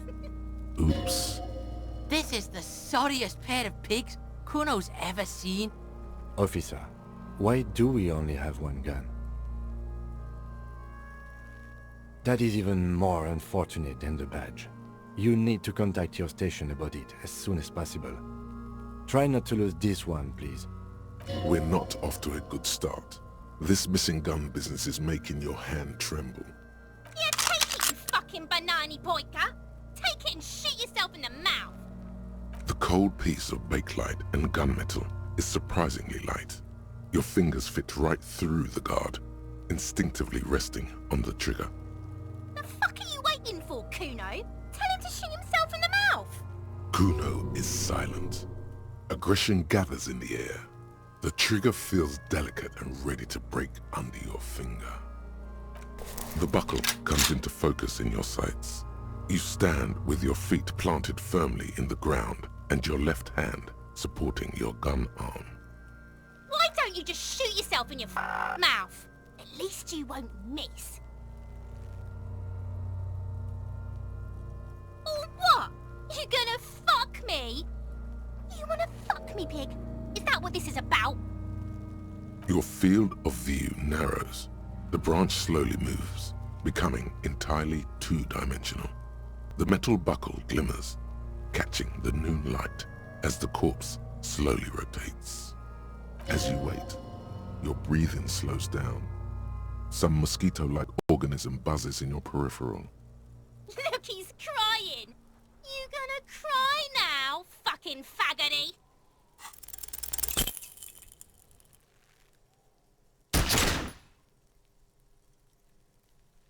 A plume of smoke erupts from the barrel. Your hand goes numb from the explosion. With your ears still ringing, you lower the weapon to see what happened. You missed the belt, but hit the corpse straight in the chest. Bits of ribcage protrude from the skin. No blood, only a murky sludge dripping down his belly. The sudden stink makes your eyes water. Oh my god, he's gonna fucking cry! I knew it! What a mulko! Are you? Because it sort of feels like you are. Please don't cry. We try something else. Oh my god, what a fucking boring cop! Nice shot, though. Fucked him up good. Actually, it was... Kuno just said that because he felt sorry for you, pig. It's not your fault you can't shoot. It's your pig hands. Pigs don't have hands. They have, like, fucking hooves or something. Kuno has hands. Kuno can shoot that shit down for you. The lieutenant does not dignify that with an answer. He snaps the button on his holster and says, We still need to get him down somehow. The bad way. The way I didn't want us to. By asking the harbor for help. They have the tools and the men. If they put him up there, they can take him down too. To ask the suspect for help with the victim's body? To be indebted to Everard Clare? Very much, yes. Which is why I would have preferred us to handle this ourselves. Clearly we can't. Suck my dick, bitches! The leader of the Union. A dangerous and corrupt man, from what I hear. You don't want to owe him much. Yeah? Don't go being someone else's bitches. You're Kuno's bitches. From the gates, by negotiating or fighting. I'm unenthusiastic about fighting. Or we can try to find some secret third path. It's unlikely though. To the gates. Let's fight, I say.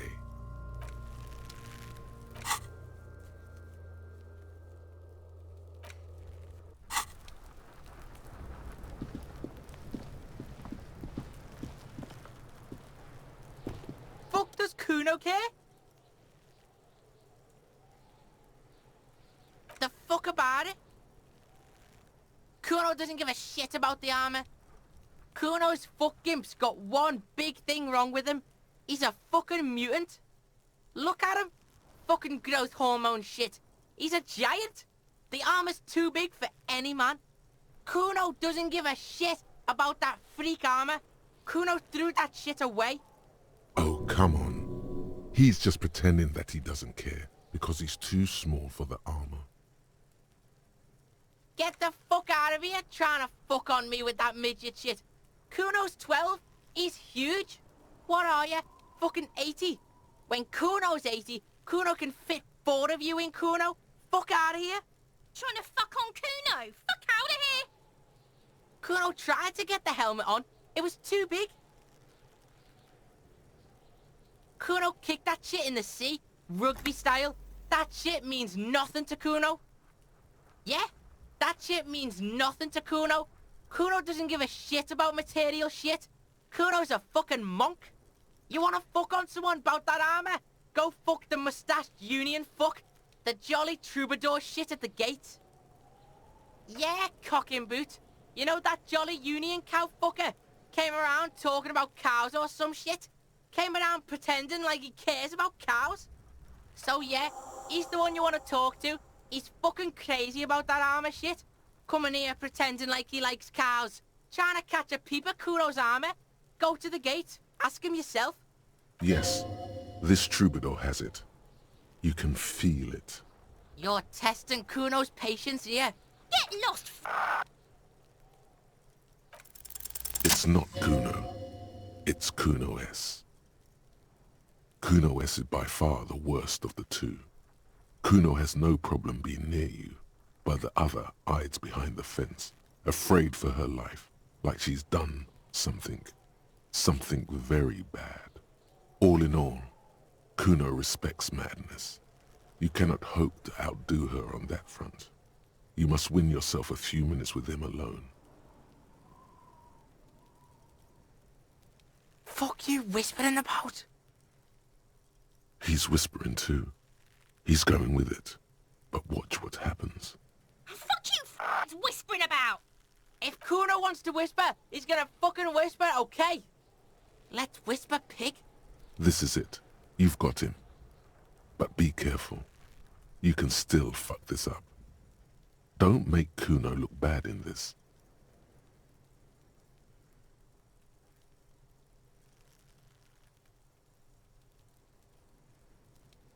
She's not fucked up. Everyone's fucked up. Stop judging shit. Wrong move. But he's whispering still. You haven't lost him. Just don't mess up again. Or you will. There are no guarantees here. Crazy? You don't know the half of it. She's not crazy. She's insane. Dangerous. She's smoked a man. She's done people in. Probably even pigs. Stop talking to him. Kuno, I'm fucking warning you. You're gonna get us into shit. She understands what you're trying to do. Yo, see? Did Kuno not tell ya? Kuno told ya. Kuno talks to whoever he wants. Talk, pig. Kuno's got it under control. You did it. They're separated. He's even turned his back to her, so she can't read his lips. Kuno means she killed someone. That's right. She's a killer. Like, actually a killer.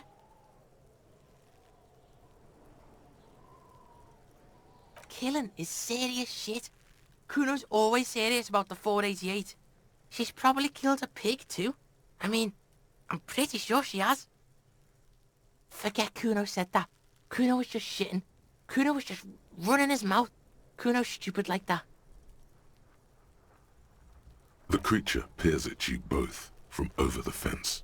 There is something searching in her eyes. Fear. Yeah, she would have liked to fuck him up, but she didn't. Kuno wasn't around, and C was with Kuno. Look, Kuno's gonna put you at ease. We didn't do it. Yeah, she's psycho. None of that kiddie psycho, cat burning shit. She does the real deal. Snuff radio shit. Believe me, pig, you don't want to know. Fuck knows. She says it's the song of her people or some shit. Crazy people. The fucking Nakis. I don't know.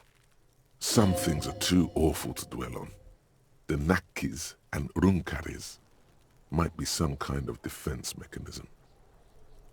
Fuck no, she's not me sister. She's just a stray who got in, like a mad dog or some shit. Yeah, she was just there. What was that, Kuno? She was in the hallway, dripping wet, by the fucking shoe rack, in the dark.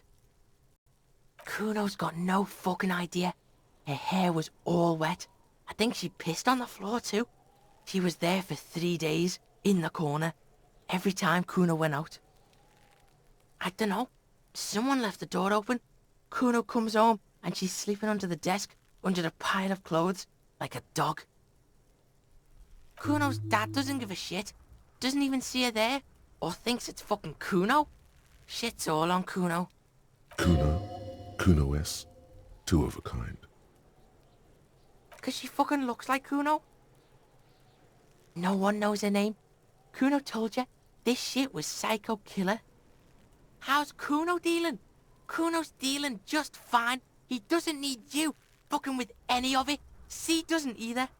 Kuno's got this shit under control.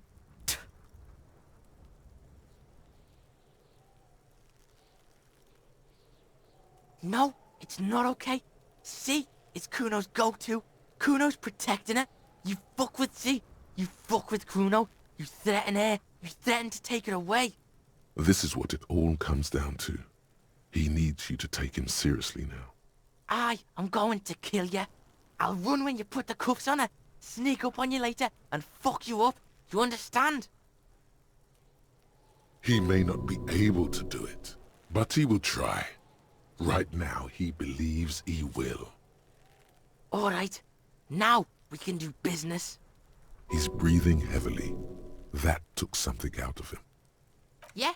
What do you want? Kuno can hook you up with... Don't hook him up with shit, Kuno. See? Relax. He respects the Kuno. Kuno made him respect the Kuno. You respect the Kuno, you get all kinds of shit. Kuno's gonna get you hooked on illegal narcotics if you run a little errand for the Kuno. Get you hooked, pig. Get his hook in you. Then Kuno gonna get you hooking for more. Cash in big style. Pig hooker. And shit, you can even fuck back in Kuno's kingdom. That fucking pile of eternite. It's a secret door, okay? Just pull it off and you can fuck into Kuno's shack. Yeah? The kingdom of Kuno? The fuck do you want with it? Yeah, Kuno doesn't know shit about that. That shit is beneath Kuno. Listen, listen. Kuno doesn't care about this small-time shit. Just listen. Kuno saw what you did there, dumpster diving. Sad shit. Kuno could hook you up with some sweet rags. Shit like Kuno's wearing. Your size, good price. 500 real.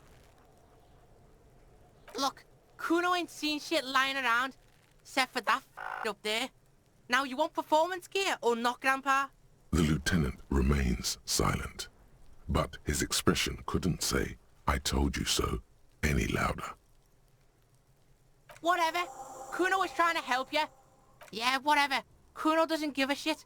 Kuno doesn't fucking care. Hobocop.